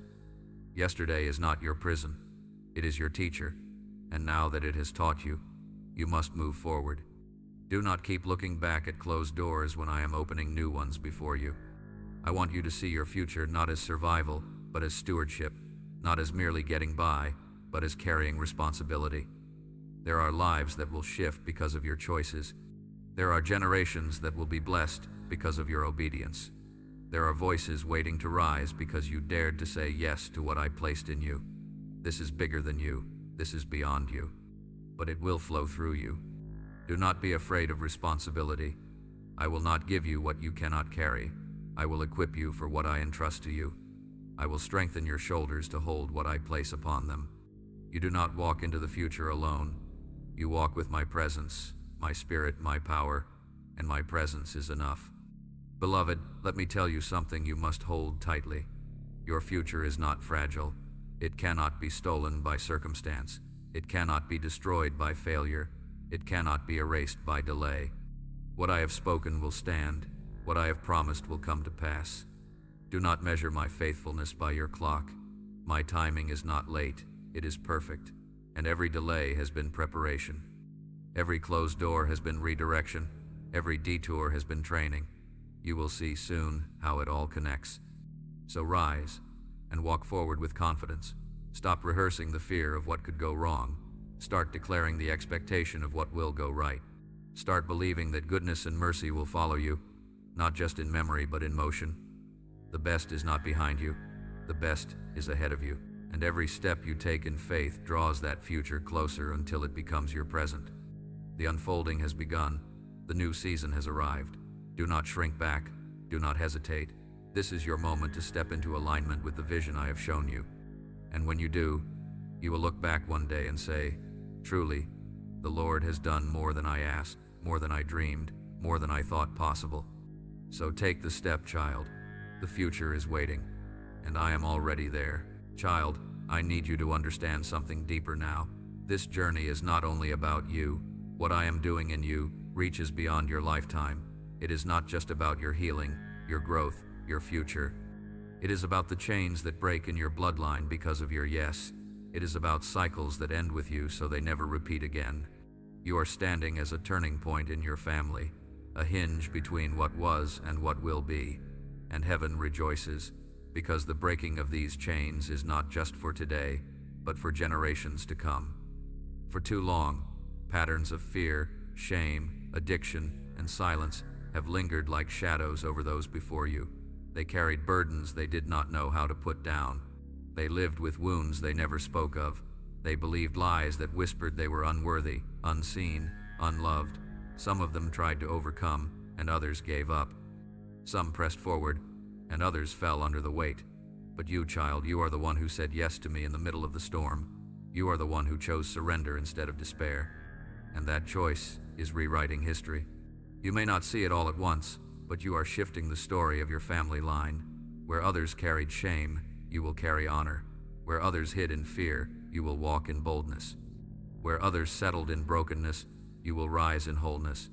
And because of your faithfulness, those who come after you will inherit freedom they did not earn, but that you fought for in obedience. This is the weight of legacy, to know that your prayers today will become the protection of tomorrow, to understand that your choices now ripple into futures you will never live to see. Do not underestimate the power of this moment. You are not simply surviving for yourself, you are breaking chains for those yet unborn. I know the thought of legacy feels heavy. You wonder if you are enough to carry such responsibility. But hear me clearly, you are not alone in this. The same spirit that raised my son from the grave lives in you. The same strength that carried saints through persecution carries you. The same fire that lit prophets in the wilderness burns within your chest. You are not breaking chains in your own strength.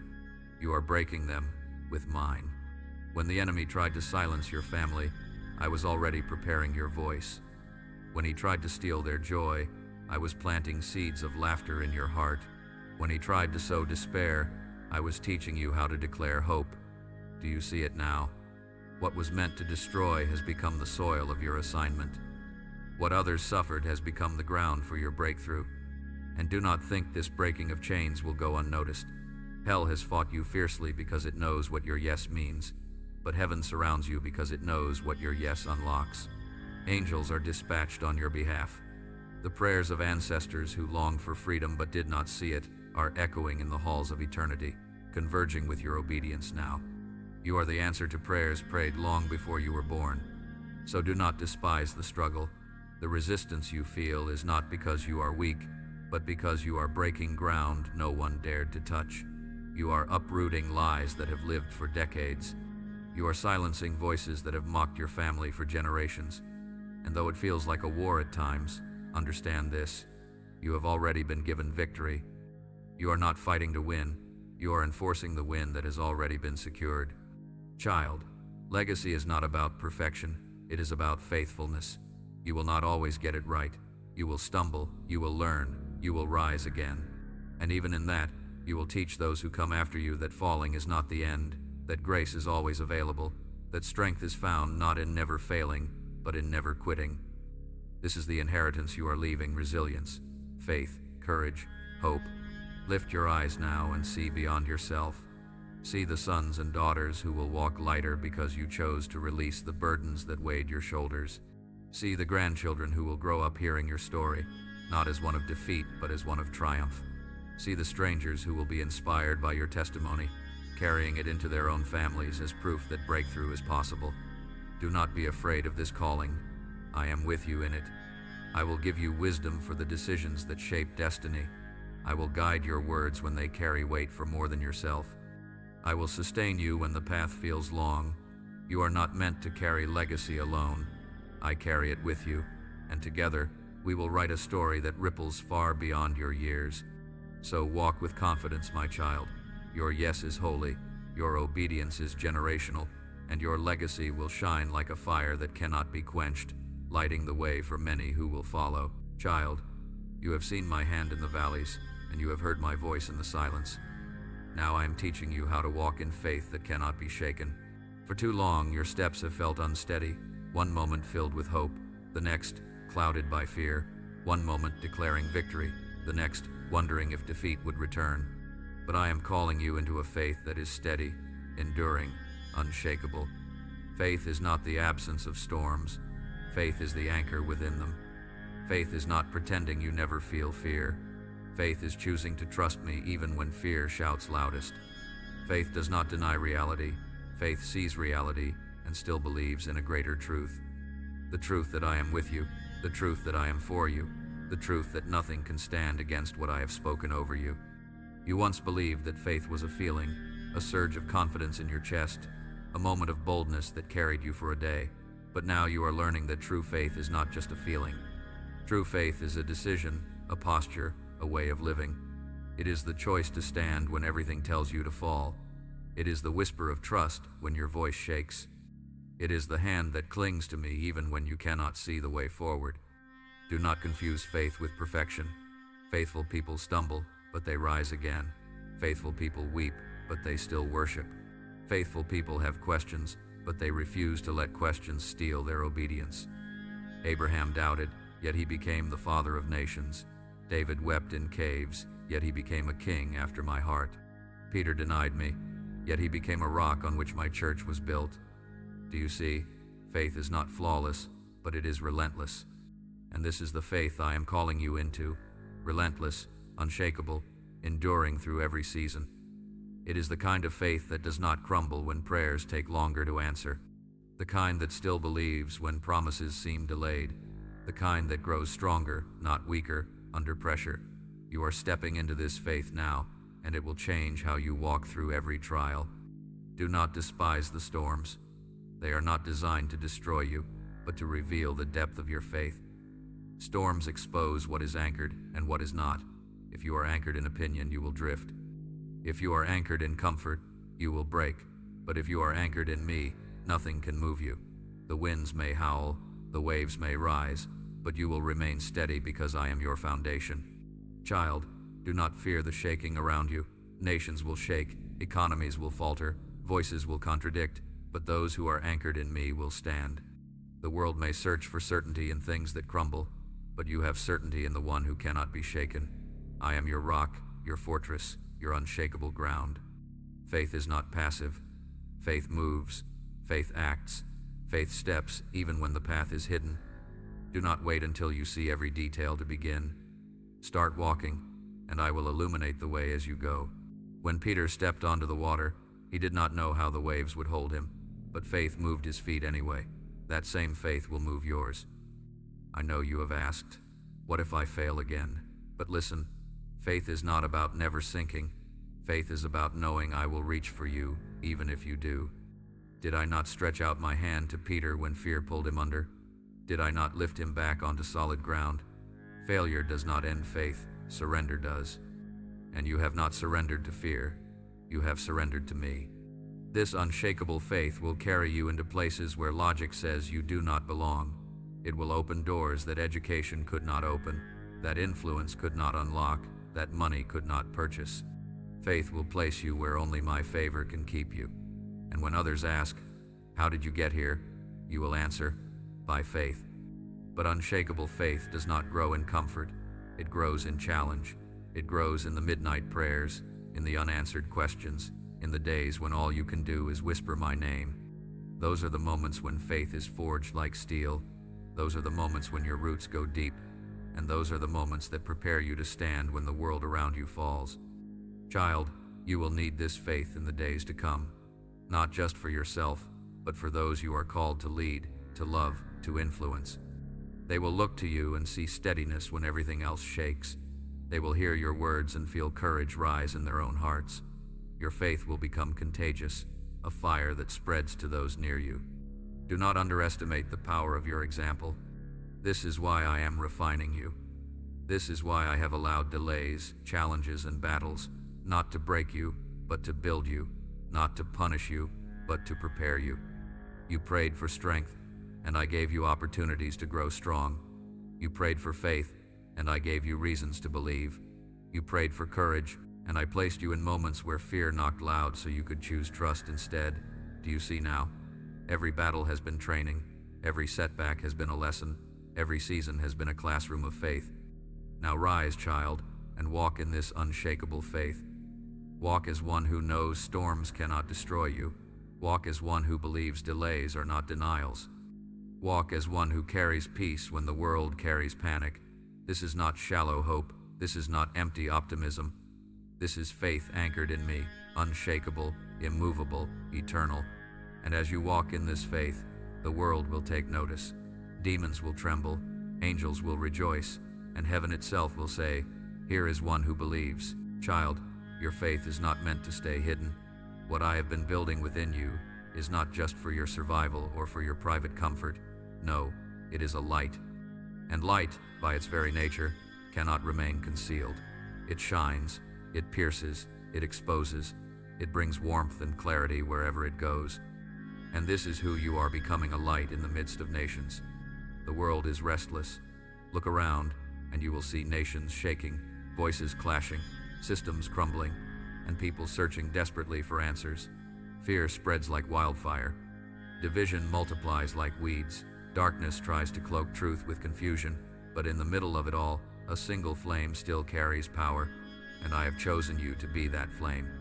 Do not underestimate the significance of your light. You may feel small, but even the smallest candle shifts the atmosphere of a room. Even a single star pierces the blackest night. And when that light is carried by me, it becomes unstoppable. No darkness, no system, no power of hell can extinguish what I ignite. The nations are watching. Some will not notice at first, for they are distracted by noise and spectacle.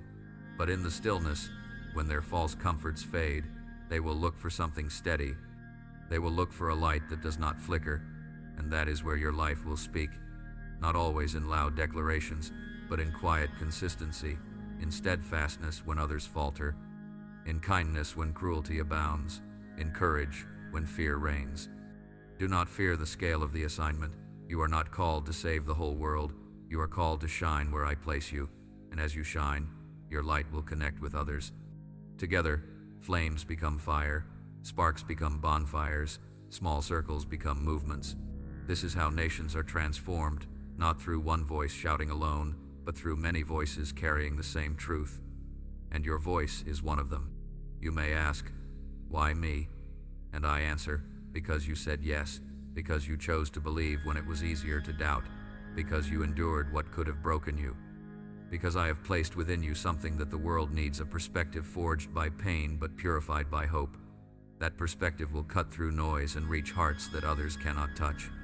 Child, do not shrink back when I place you before others. Do not hide when doors open that feel bigger than you. Remember, your light does not come from you, it comes from me. And as long as you remain connected to me, your flame will not go out. Do not compare your brightness to others. Some are called to be a sun, some a torch, some a lantern. But each is necessary, each is vital, each is chosen. The nations are in need of voices that speak with integrity, not with empty promises. They are hungry for lives that demonstrate faith, not just words that preach it. They are desperate for examples of peace that withstand chaos, of love that endures hate, of truth that does not bend under pressure. And this is what I am forming in you. This is what you will carry into the world. Do not fear the opposition.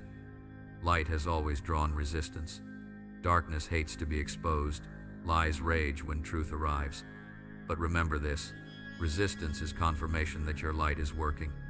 If you are not a threat, there would be no fight. So when the world pushes back, do not shrink.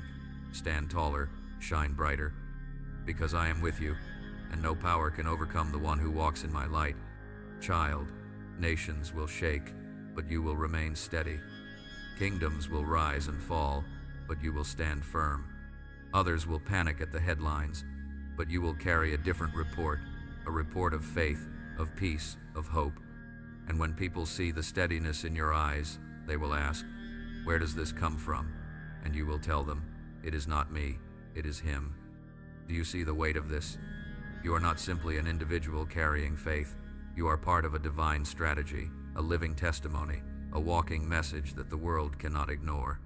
When you love in a loveless culture, it speaks. When you forgive in a vengeful world, it preaches. When you serve without demanding attention, it transforms. That is light, that is power. That is legacy on a global scale. So rise, my child. Nations may rage, economies may tremble, wars may echo, but none of it will silence the light I placed within you. You are a city on a hill that cannot be hidden. You are a lamp on a stand that cannot be ignored. Shine. Shine when it's easy. Shine when it's costly. Shine when no one notices. Shine when everyone is watching. For your light is not for applause. It is for awakening. And know this, you do not shine alone. Heaven surrounds you. Others are rising even now, carrying their own flames. Together, you will reveal a kingdom that cannot be shaken. Together, you will illuminate paths for those stumbling in the dark. Together, you will shift the story of nations. This is who you are, beloved. A bearer of light, a carrier of hope, a voice for the weary.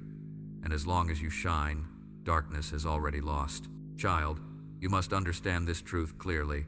Carrying light comes with a cost. Light exposes what darkness would rather keep hidden. Light disrupts what lies would prefer to maintain. Light unsettles those who are comfortable in shadows. And because of this, your journey will not always be easy. To shine is to stand out. To shine is to draw attention, both from those who long for hope and from those who despise it. But do not let the cost intimidate you. The weight you feel, the resistance you face, the misunderstandings you endure, they are not signs of failure, but of significance. If your presence did not matter, there would be no opposition. If your voice carried no power, there would be no attempts to silence it. The pressure is proof of your purpose. You may lose things because of your light. Some people will distance themselves, not because you wronged them, but because your transformation confronts their stagnation. Others will question your motives, unable to understand why you choose faith when cynicism feels safer. Some may even oppose you openly, their discomfort erupting in accusations. Yet hear me, their rejection is not your ruin, their departure is not your defeat. Every loss for my sake is a gain in disguise. Child, the reward of carrying light is far greater than the cost. Do not measure it by temporary applause or immediate results. Measure it by eternity. Every life touched by your light echoes forever. Every act of faith ripples into generations. Every moment of obedience is recorded in heaven, unseen but never forgotten. The world may not notice the quiet sacrifices, but I do, and I will repay in ways that exceed your imagination. Do not despise the hidden seasons when your light feels unnoticed. A lamp does not burn only when observed. It burns because that is its nature. So too with you, your worth is not in how many see you shine, but in the fact that you remain faithful. Whether in crowds or in solitude, whether applauded or ignored, shine. That consistency builds character, and character shapes destiny. You have feared before that your light was too fragile, that one failure, one stumble, one weary night would extinguish it. But hear me, your flame is not sustained by your effort. It is sustained by my spirit. Even when you feel faint, I breathe upon the ember and keep it alive. Even when you fall, I lift you and reignite what flickered. Do not be afraid of losing the flame. As long as you remain in me, it will never die. Yes, there will be nights when the cost feels heavy. You will wonder if it is worth it. You will look at others who seem carefree in the dark and ask why you must carry this responsibility. But remember, they walk without direction, while you walk with destiny. They chase shadows, while you carry light that never fades. They build on sand, while you are anchored on a rock. And in the end, your reward will not only outweigh the cost, it will silence every doubt. Child, my son bore the ultimate cost of carrying light. He was misunderstood, rejected, betrayed, crucified. Yet through that suffering came salvation for the world. His life is proof that the cost of light always births greater glory. You are not asked to carry what he carried alone, but you are invited to share in his example, to endure, to trust, to shine, no matter the price. And in doing so, you will share in his victory. The reward of carrying light is not only in eternity. You will see glimpses even now. You will see broken hearts healed by your words.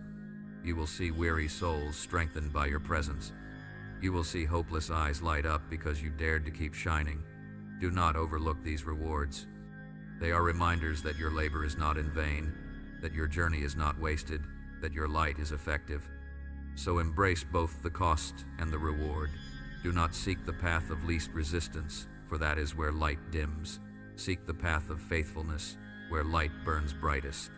And know that every sacrifice, every tear, every misunderstood moment is an offering I treasure. Child, lift your chin and steady your steps. The cost may be real, but the glory outweighs it all. Nations will remember not the ease of your journey, but the power of your faith. Generations will not speak of how comfortable you were, but of how courageous you remained. Heaven will not measure your comfort, but your obedience. And obedience, beloved, is the greatest light of all. So carry it with reverence, carry it with courage. Carry it knowing that though the cost may sting for a season, the reward is eternal joy, unshakable peace, and a crown of glory that no hand can take from you. Child, you have often thought of hope as something fragile, a flicker of light easily extinguished by winds of disappointment. You've guarded your heart, telling yourself not to expect too much, not to hope too deeply, for fear of being let down again. But hear me clearly. Hope is not weakness. Hope is a weapon. Hope is what carried prophets through exile, what sustained the faithful through persecution, what fueled endurance when all else failed. Hope is not wishful thinking. It is not vague optimism. Hope is anchored in me, in my character, in my promises, in my unchanging faithfulness. And when your hope is rooted in me, it becomes unshakable. It becomes a sword that cuts through despair, a shield that blocks the arrows of fear, a fire that refuses to be quenched.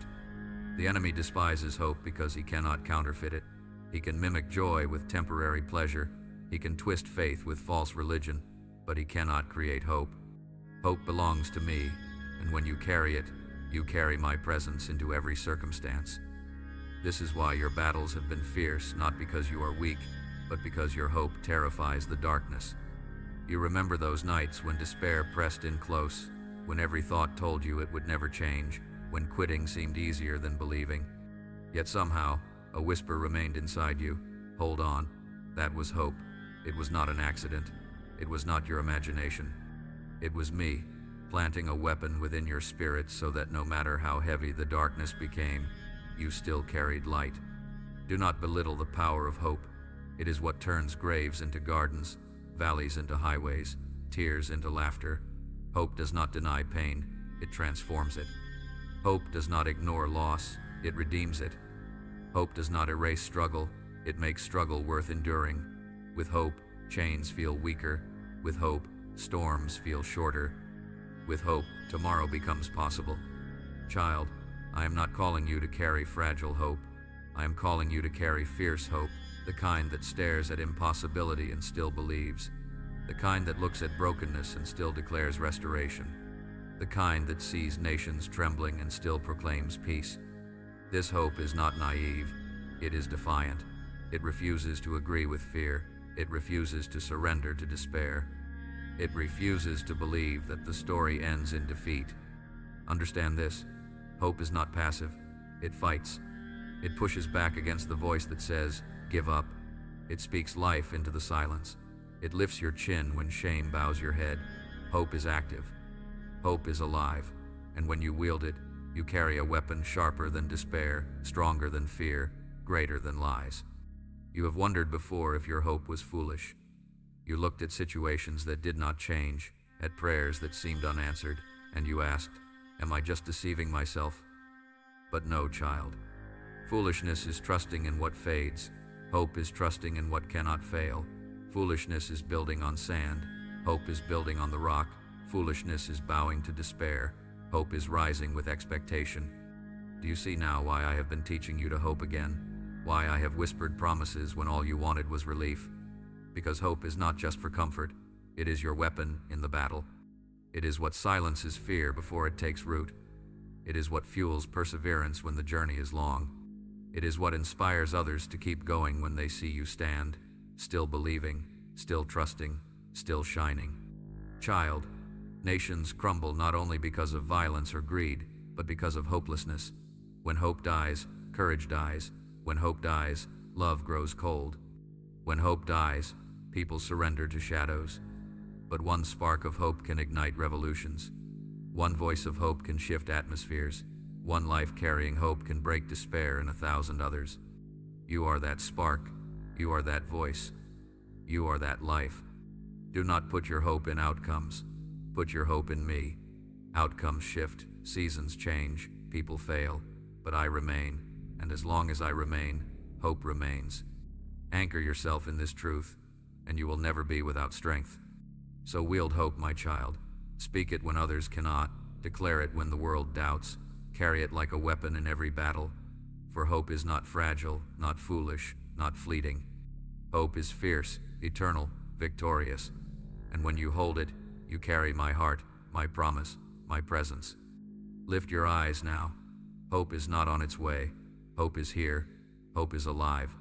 Hope is yours. Child, there is something I placed within you before you ever took your first breath, eternity. You feel it in moments of longing that nothing on earth can satisfy.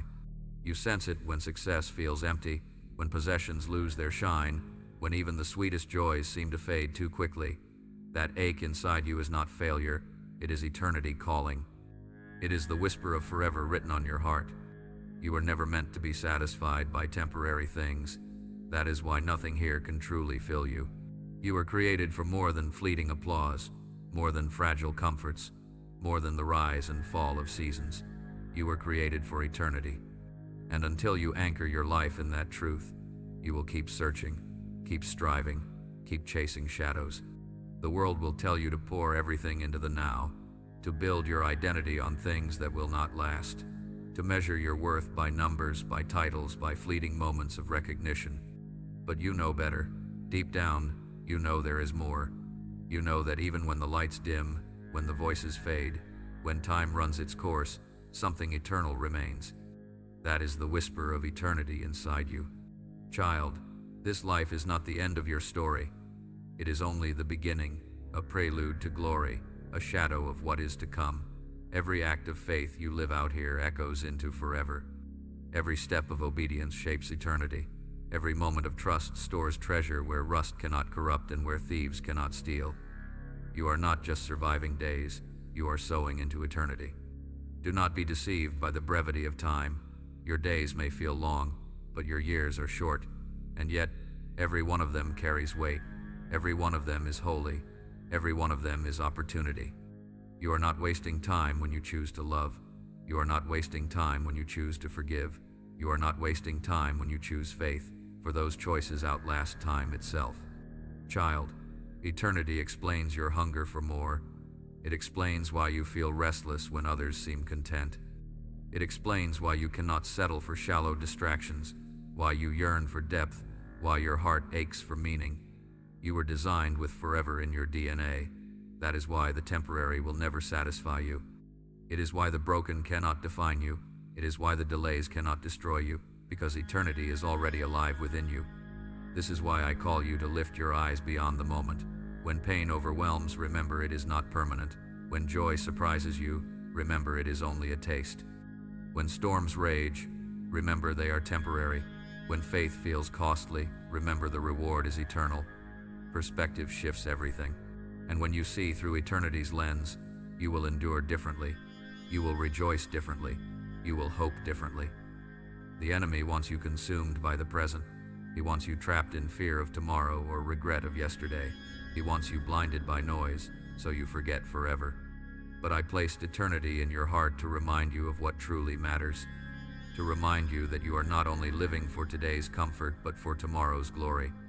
To remind you that every sacrifice has meaning, every tear has value, every act of faith has eternal weight. Child, do not fear the brevity of life. What seems short here unfolds into unending life with me. Death is not the end, it is a doorway. Sorrow is not final, it is a seed. Even what is lost here will be redeemed there. You may not yet understand how, but eternity will reveal what now feels hidden. Let this truth steady you. You are eternal, not because of what you do, but because of who I am in you. My breath sustains you, my spirit seals you, my love anchors you beyond time. And when the world fades, you will still remain in me. So live now with eternity in mind. Speak words that outlast time. Build faith that outlives your years. Love with a love that echoes forever. Do not waste your days on what will crumble. Invest them in what cannot fade. For when you live with eternity written on your heart, you live with purpose that no season, no struggle, no shadow can steal. Lift your eyes, my child. This is not the end of your story.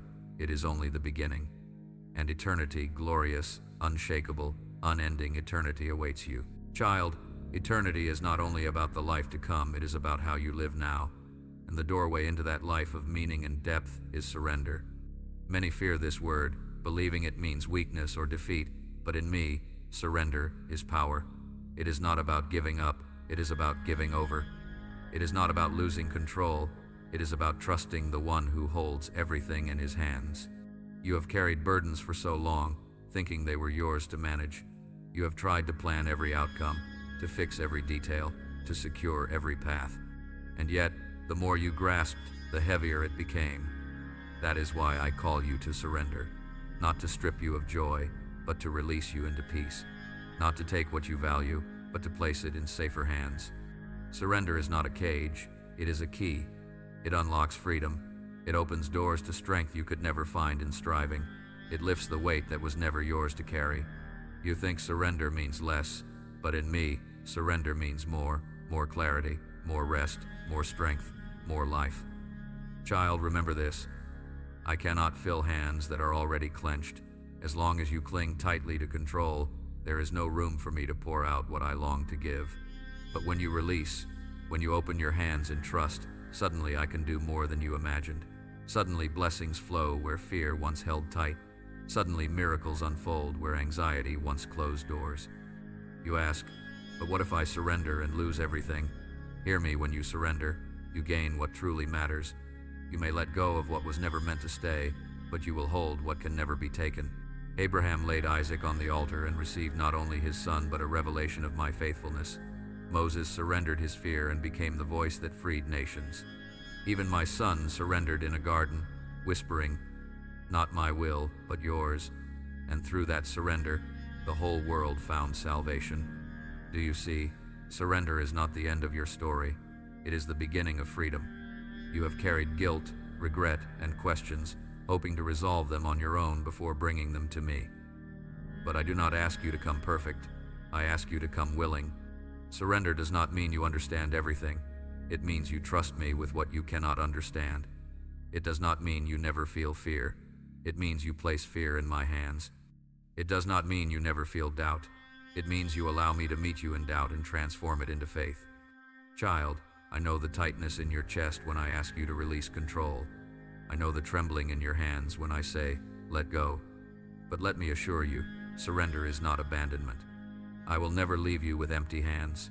I will never ask you to lay something down without preparing something greater. I do not take to punish. I take to purify. I do not strip to shame. I strip to strengthen. I am not trying to weaken you. I am trying to free you. Think of the seasons you resisted me, clinging to what you thought you could not lose. Did it not only weigh you down? Did it not only delay the peace you longed for? And think of the moments you surrendered. Were you not lighter, freer, stronger afterward? Those moments were not accidents. They were glimpses of the power of surrender. Child, hear this. Surrender is not once in a lifetime. It is daily. Each morning when you wake, you choose who carries the weight. Each decision, you choose whose hands it rests in. Each step, you choose whose plan leads. When you surrender, you are not walking in blindness. You are walking in trust. And trust builds strength far deeper than control ever could. Do not believe the lie that surrender makes you passive. True surrender is the most active, powerful choice you can make. It aligns you with my will, positions you in my flow, and releases my power into your life. The surrendered life is not weak, it is unstoppable. Child, I am asking you again, will you surrender? Will you trust me with the things you fear to lose? Will you release the plans you cling to so tightly? Will you let me write the story you've been trying to script alone? Because this is the truth.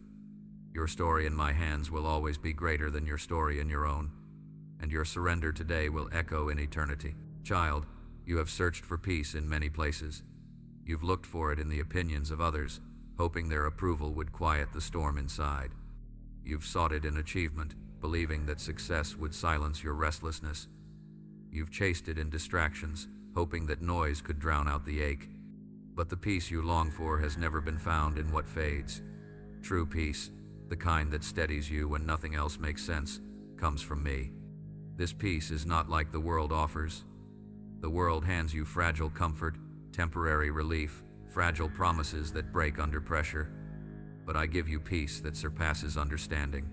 Peace that holds you even when storms rage. Peace that guards your heart when your mind cannot comprehend. Peace that doesn't depend on circumstances but on presence, my presence within you. You have walked through storms before, haven't you? Nights when anxiety pressed heavy on your chest. Mornings when dread whispered louder than hope. Moments when your soul trembled with questions you could not answer. And yet, somehow, you are still here. That is proof of my peace already at work. Even in the moments you thought you had none, I carried you. Even when fear screamed loud, peace whispered deeper. Child, understand this. Peace is not the absence of conflict. It is not the guarantee that storms will never come. Peace is the anchor in the middle of the storm, the stillness that remains when waves crash, the assurance that no matter what surrounds you, you are not alone. It is not about what's happening around you, it's about who holds you within. The world tells you to fight for control, to plan everything, fix everything, secure everything. But peace is not found in control, it is found in surrender. When you release what you cannot carry, when you stop fighting battles never meant to be yours, peace rushes in like a river. Surrender does not mean you lose, it means you finally rest. And in that rest, my peace surrounds you like a shield. Do you remember those moments when laughter rose unexpectedly, even in sorrow, when joy surprised you in the middle of pain? That was not denial, that was peace. Peace making room for joy where despair thought it had won. Peace carving out light in places that darkness tried to own. Peace turning mourning into a song. Peace is a gift, but it is also a choice. You can let fear rule, or you can let peace reign. You can feed worry, or you can lean into trust. The battle begins in your mind. Which voice will you believe? The one that says you are not enough, that everything will collapse, that you are alone, or the one that says you are held, you are loved, you are sustained? Peace is not about ignoring reality. It is about seeing reality through the lens of eternity.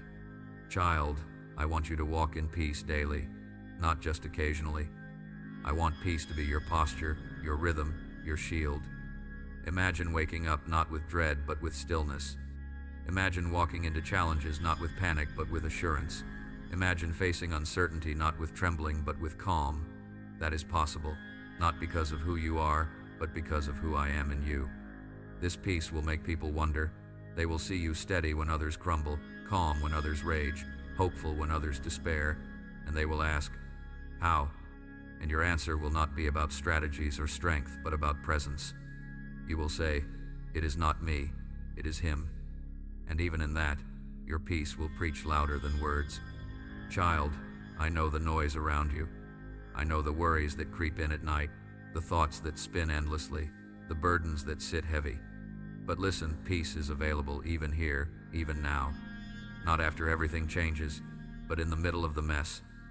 Let me whisper it into your soul. Be still, I am with you. Those words can silence storms more powerfully than any solution. When fear rises, speak peace. When doubt attacks, breathe peace. When confusion swirls, choose peace. It is yours. It is not distant. It is within you because I am within you. And one more thing. Child, peace is contagious. As you walk in it, others will feel it. Your calm will quiet their chaos. Your steadiness will anchor their storms. Your peace will ripple outward, shifting atmospheres, healing environments, touching lives. That is the power of walking in peace beyond understanding. So rest in it, live in it, carry it, for peace is not fragile, peace is fierce, peace is eternal, and peace is yours. Child, you have spent much of your life trying to appear strong. You've worn masks, hidden your tears, and pushed forward even when exhaustion whispered for you to stop. You believed that strength meant never breaking, never stumbling, never letting anyone see your weakness. But I tell you now, true strength does not come from hiding weakness. True strength is revealed through it. The world glorifies power, applauds self-sufficiency, celebrates those who seem unshakable. But you have seen for yourself that appearances deceive. Those who seem invincible often break silently. Those who look untouchable often cry in secret. Strength built on pride is fragile. Strength built on image is temporary. But strength rooted in surrender, in honesty, in vulnerability that is unshakable. Child, I am not ashamed of your weakness. I do not despise the places you struggle. I do not turn away from your trembling hands or your weary heart. It is in those very places that my power shines brightest. For when you are weak, then you are strong, not in yourself, but in me. Do you remember the moments you thought you could not go on, yet somehow you did? That was not your strength, that was mine. Do you remember the nights when tears blurred your vision, yet morning came with a quiet resolve? That was not your doing, that was my spirit sustaining you. Even in your lowest moments, you were never abandoned. Even in your weakness, you were never without strength. Child, weakness is not failure, weakness is invitation. It is the space where my grace enters, the place where my presence dwells, the soil where resilience grows. Stop running from your weakness. Stop hiding it as if it disqualifies you. Instead, bring it to me, lay it bare, because the very thing you fear makes you unworthy is the place where I will show my glory. Think of David, the shepherd boy too small to wear armor, yet strong enough to face giants because he trusted me. Think of Paul, who begged for his thorn to be removed, only to hear me say, my grace is sufficient, for my power is made perfect in weakness. Think of my son, who hung on a cross, mocked and pierced, yet in that moment of weakness defeated death itself. Do you see? Weakness is not the end. Weakness is the beginning of miracles. Child, strength is not about never falling. It is about rising again. Strength is not about never fearing. It is about choosing faith in the presence of fear. Strength is not about having all the answers. It is about trusting me when the answers never come. True strength is not independence. It is dependence on me. I know you want to be strong for others, to be the one who carries, who supports, who encourages. That is beautiful, but remember this, you were never meant to be everyone's savior. You cannot carry what only I can. Let me be the strength for you, so that you can be strength for others without breaking. Let me fill you so that your pouring never runs dry. Let me uphold you so that your endurance never collapses. And child, do not despise the tears. Tears are not weakness, they are release. They are proof that your heart is still alive, still tender, still capable of love. Do not mistake numbness for strength. Do not confuse hardness for resilience. True strength is soft enough to feel, yet steadfast enough to endure. The enemy wants you ashamed of your weakness, believing it disqualifies you. But hear me, your weakness does not disqualify you, it qualifies you for grace. The very place you feel least capable is the place I long to empower. The very struggle you hide is the testimony I will use. Do not be afraid to show the cracks, for it is through the cracks that my light shines. Child, strength in weakness is not about pretending you are fine. It is about being honest and still moving forward. It is about saying, yes, I am tired, but I will not quit. Yes, I am hurting, but I still believe. Yes, I am trembling, but I will keep walking. That kind of strength terrifies the enemy because it cannot be manufactured. It is divine. So rest in this truth. You do not have to be enough. You only have to be mine. And in me, you are more than enough. You are strong, not because you never falter, but because you are held. You are strong, not because you never stumble, but because you rise again. You are strong, not because you never fear, but because you choose faith anyway. Let your weakness be the doorway. Let my strength be your anchor, and together we will walk into a life where your frailty becomes the testimony of my power. Child, much of what you carry did not begin with you.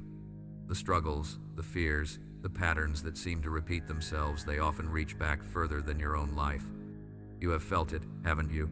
The weight of battles that seemed bigger than your story, the echoes of pain passed down through voices and choices long before you were born. This is what I call generational cycles.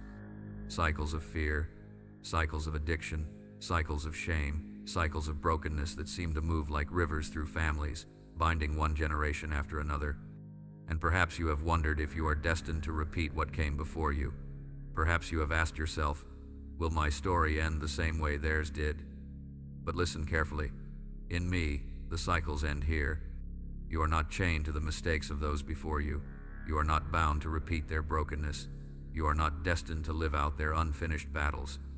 I have chosen you to be a breaker of cycles, a turning point in your bloodline, a new beginning where old patterns dissolve and new life springs forth.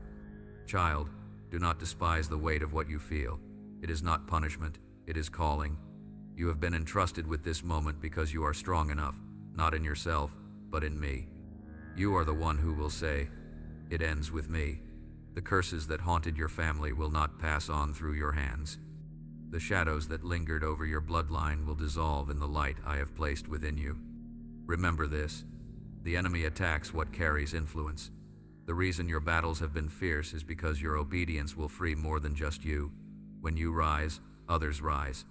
When you heal, others heal. When you break free, others are released. Your life is not lived in isolation. It is a doorway through which generations will walk into freedom. Child, I have seen the tears you shed over things you could not understand, why relationships shattered, why hearts hardened, why silence carried more pain than words. I have heard you whisper, not again, not in my life. And I tell you now, I have heard and I have answered. You are not doomed to repeat. You are destined to restore. Think of Abraham, called to leave his father's household and begin a new nation. Think of Joseph, who endured betrayal but became the salvation of his family. Think of Ruth, who broke away from loss and became part of a lineage of kings. Think of my son, who carried the weight of sin so that every family, every nation, every lineage could know freedom. You are not small in this story. You are significant. The choices you make today to forgive, to love, to believe, to surrender ripple outward beyond your sight. They build bridges where there were walls. They plant seeds where there was barrenness. They break chains that have been tightening for generations. Child, this is why I have refined you. This is why the fire has been so hot, the pressure so heavy, the delays so long. Because what I am birthing through you is not just for you. It is for those who come after. It is for children who will never know the chains you carried because you chose freedom. It is for families who will walk in joy because you chose surrender. It is for generations who will rise with light because you said yes. Do not underestimate the power of your obedience. Do not despise the hidden battles you fight in silence. Heaven sees, eternity records, and the chains that once felt unbreakable are already cracking beneath the weight of your faith. Child, I know the whispers that tell you it's too hard, that you are too weak, that you will never overcome what has bound your family for so long. But listen, I have already overcome. You are not fighting for victory, you are fighting from victory. The blood that covered you covers your lineage. The freedom I give you flows through your family. The cycles that tormented those before you will not touch those after you. Lift your head, cycle breaker. Stand tall, chain destroyer. You are not repeating history, you are rewriting it. And generations will bless your name because you stood when it was easier to fall. Child, hear me clearly. This is not just about survival. This is about legacy. This is about you leaving behind a trail of freedom, a story of hope, a testimony of transformation. What once brought shame will now bring glory. What once whispered despair will now declare victory. You are the hinge on which history turns.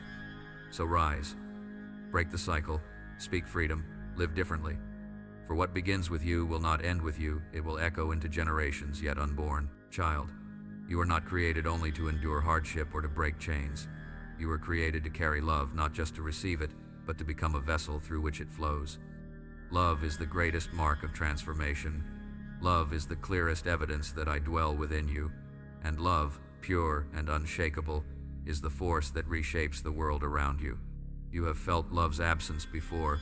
You know the ache of rejection, the sting of indifference, the weight of loneliness.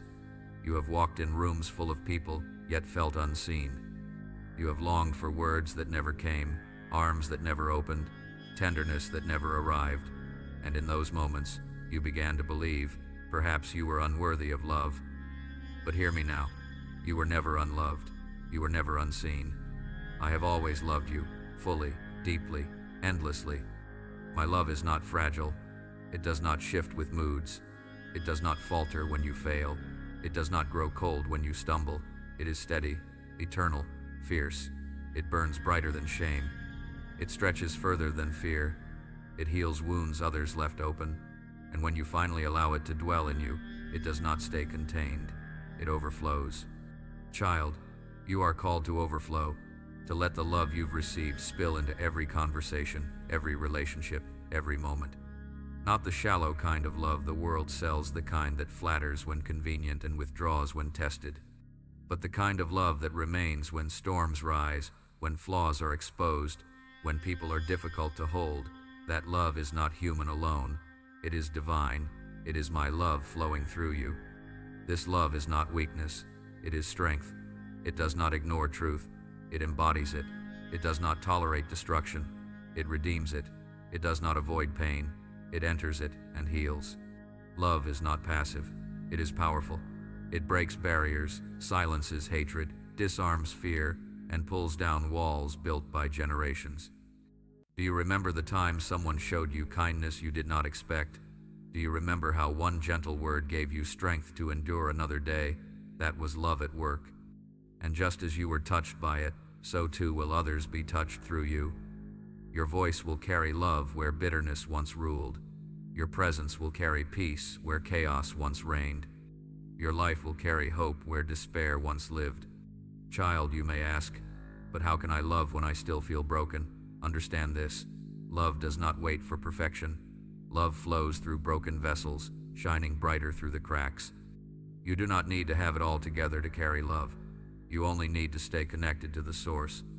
As long as you abide in me, love will abide in you. And as long as love abides in you, it will pour out. Do not underestimate the love you carry. You may think it small, but in the hands of eternity, even a drop can become a flood. A smile can heal a wound. A kind word can break a lie. A patient embrace can restore hope. Love multiplies. Love never returns empty. Child, the world is starved of true love. People hide behind screens, chasing affirmation in numbers and approval in shallow applause. But when they encounter someone who carries real love, it stops them. It awakens something deep, something eternal. That is your calling, not just to preach love, but to live it, to embody it, to become its vessel. There will be times when love feels costly, when forgiveness feels impossible, when compassion feels undeserved. But remember, love is not earned, love is given. And when you give it freely, even to those who may not deserve it, you are reflecting the very heart of God. For I loved you when you did not deserve it. I forgave you when you did not ask. I pursued you when you wandered. And now, that same love flows through you. Child, love will become your legacy. Not the possessions you gather, not the titles you wear, not the applause you earn. Those will fade, but love will remain. People will forget your achievements, but they will never forget how you made them feel. And when they remember you, they will remember love. So open your heart wide. Let the love I poured into you pour out of you. Be patient with the hurting. Be kind to the weary. Be generous with hope. Be quick to forgive. Be fearless in compassion. For love is the only thing that cannot fail. Child, this is your next calling to become a vessel of love, and as you walk in it, the world around you will change, because true love always leaves transformation in its wake. Child, there is a reason you are still here. You were not placed on this earth by chance, not born into this time by accident. Every breath you take, every step you walk, every day you rise is part of a greater design, and at the core of that design is purpose, divine purpose. Purpose is not something you must create. It is not something you earn through striving or construct through comparison. Purpose is already written into you. Before you took your first breath, I knit intention into your being. Before you spoke your first word, I placed destiny in your spirit. You are not wandering aimlessly. Even in the seasons that felt wasted, I was aligning every detail with purpose. Child, you have often asked, why am I here? What is my life for? And though the world offered shallow answers, success, wealth, recognition, none of them satisfied the ache in your soul. Because your purpose is not rooted in applause, it is rooted in eternity. You were made to reflect my love, to shine my light, to carry hope into places that have forgotten it exists. Purpose does not always look grand. It does not always come with platforms or crowds. Sometimes it whispers in quiet acts of kindness. Sometimes it pulses through prayers no one hears. Sometimes it grows in faithfulness to unseen responsibilities. Do not despise the small expressions of purpose, for even the smallest seed can grow into a tree that shelters many. Even the quietest yes can echo in eternity. Child, purpose is not about perfection. It is about direction. It is not about never stumbling.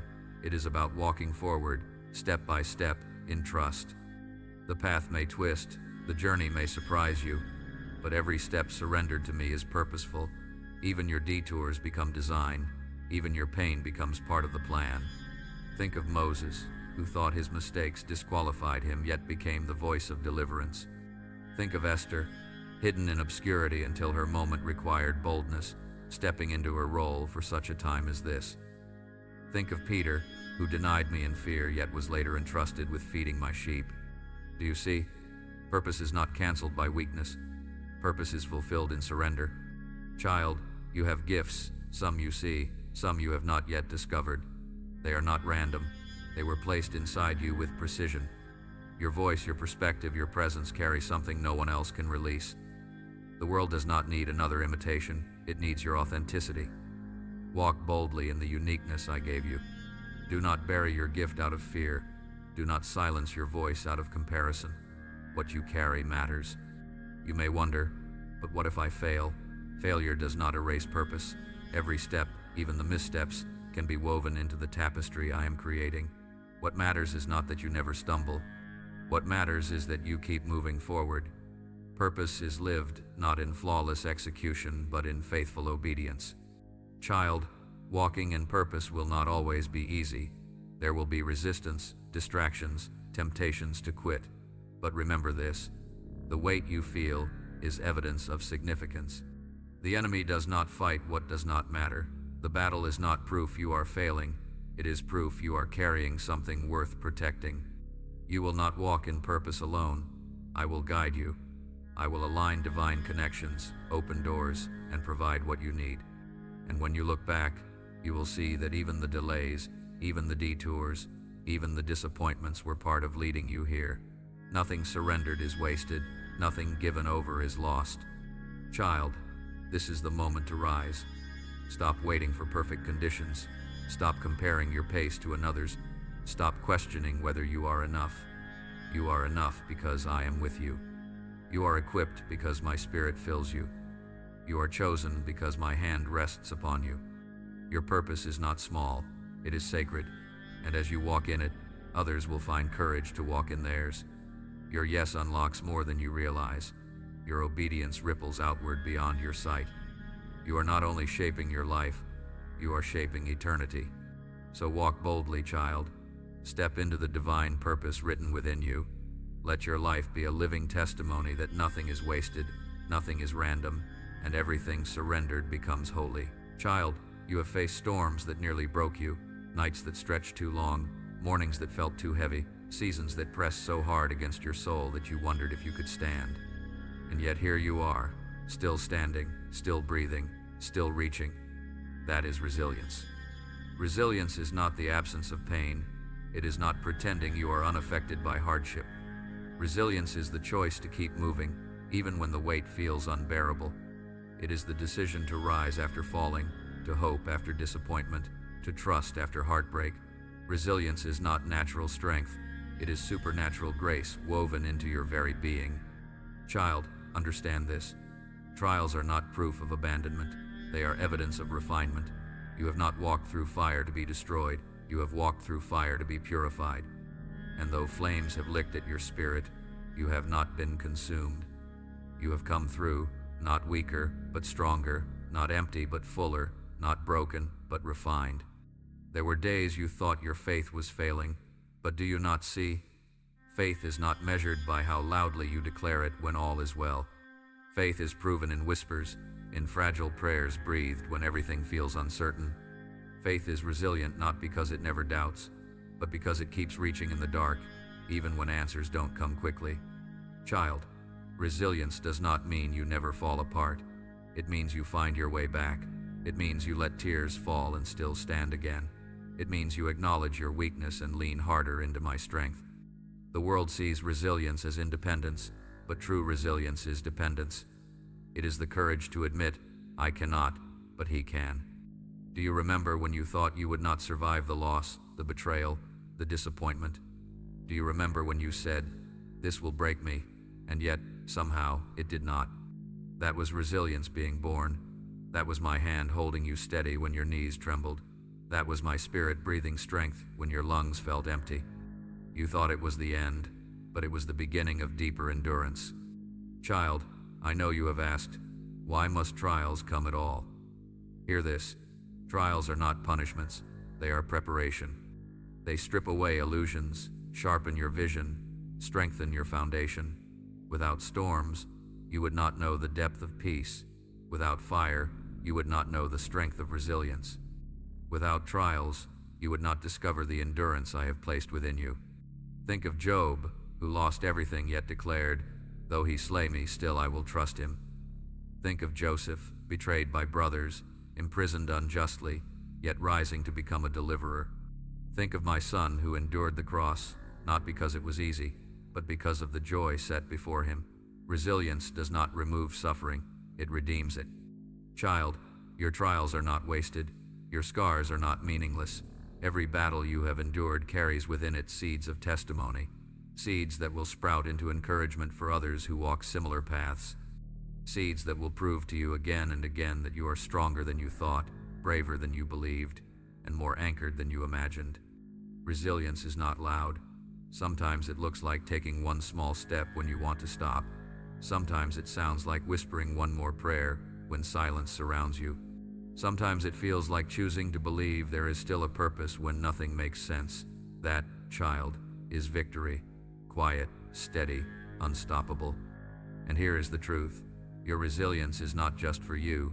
It is for those watching, for those who will draw courage from your endurance. Your resilience will become a torch in someone else's darkness, a signpost that says, if they endured, so can I. You are shaping more lives than you know, simply by choosing not to give up. Child, let this truth settle in your spirit. You are unshakable, not because life is easy, but because you are anchored in me. You are resilient, not because you never fall, but because you never fall alone. You rise because I lift you, you endure because I strengthen you, and you will overcome because I have already overcome.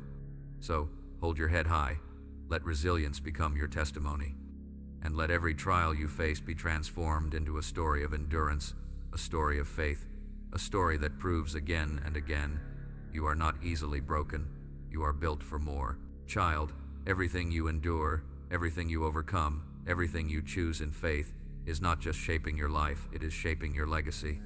You are not only living for yourself, you are leaving behind a light that will outlast your years. Legacy is not about monuments of stone or names etched into history books.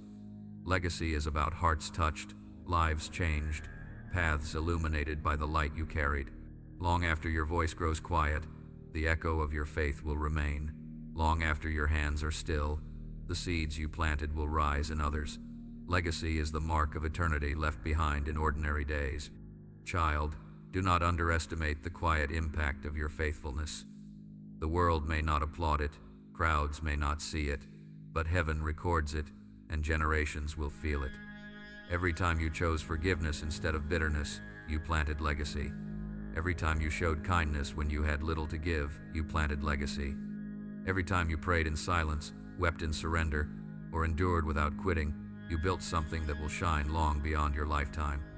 You may think your life is small, that what you do is unnoticed. But I tell you this, the smallest act done in love reverberates across eternity. A word of encouragement can become a spark that ignites a fire in another. A single choice of faith can alter the course of an entire bloodline. Your legacy is not measured by how loud it is, but by how lasting it becomes. Child, light is what you are meant to leave, not the light of fleeting success, not the glow of worldly recognition, but the steady flame of divine presence. When others remember you, let them remember the warmth of your compassion, the strength of your resilience, the hope in your voice, the love in your touch. That is true legacy. Think of Abraham, whose faith became a foundation for nations. Think of Ruth, whose loyalty became part of a king's lineage. Think of the early believers, unknown to the world, yet their faith set the stage for generations of hope. Legacy is not built in grand stages, it is built in daily surrender. Child, you have asked before, will my life matter? Hear me, it already does. Every step you take in faith ripples outward. You cannot see the full impact now, but one day you will. You will see the faces of those who found strength because you endured. You will hear the stories of those who found hope because you believed. You will discover that your obedience unlocked miracles far beyond your sight. Do not think your struggles disqualify you from leaving light. In truth, they deepen it. People will not be moved by a story of ease. They will be moved by a story of perseverance, by a life that carried scars yet still shone brightly. Your scars are not a mark of shame. They are proof of resilience, proof that you endured, proof that light is stronger than darkness.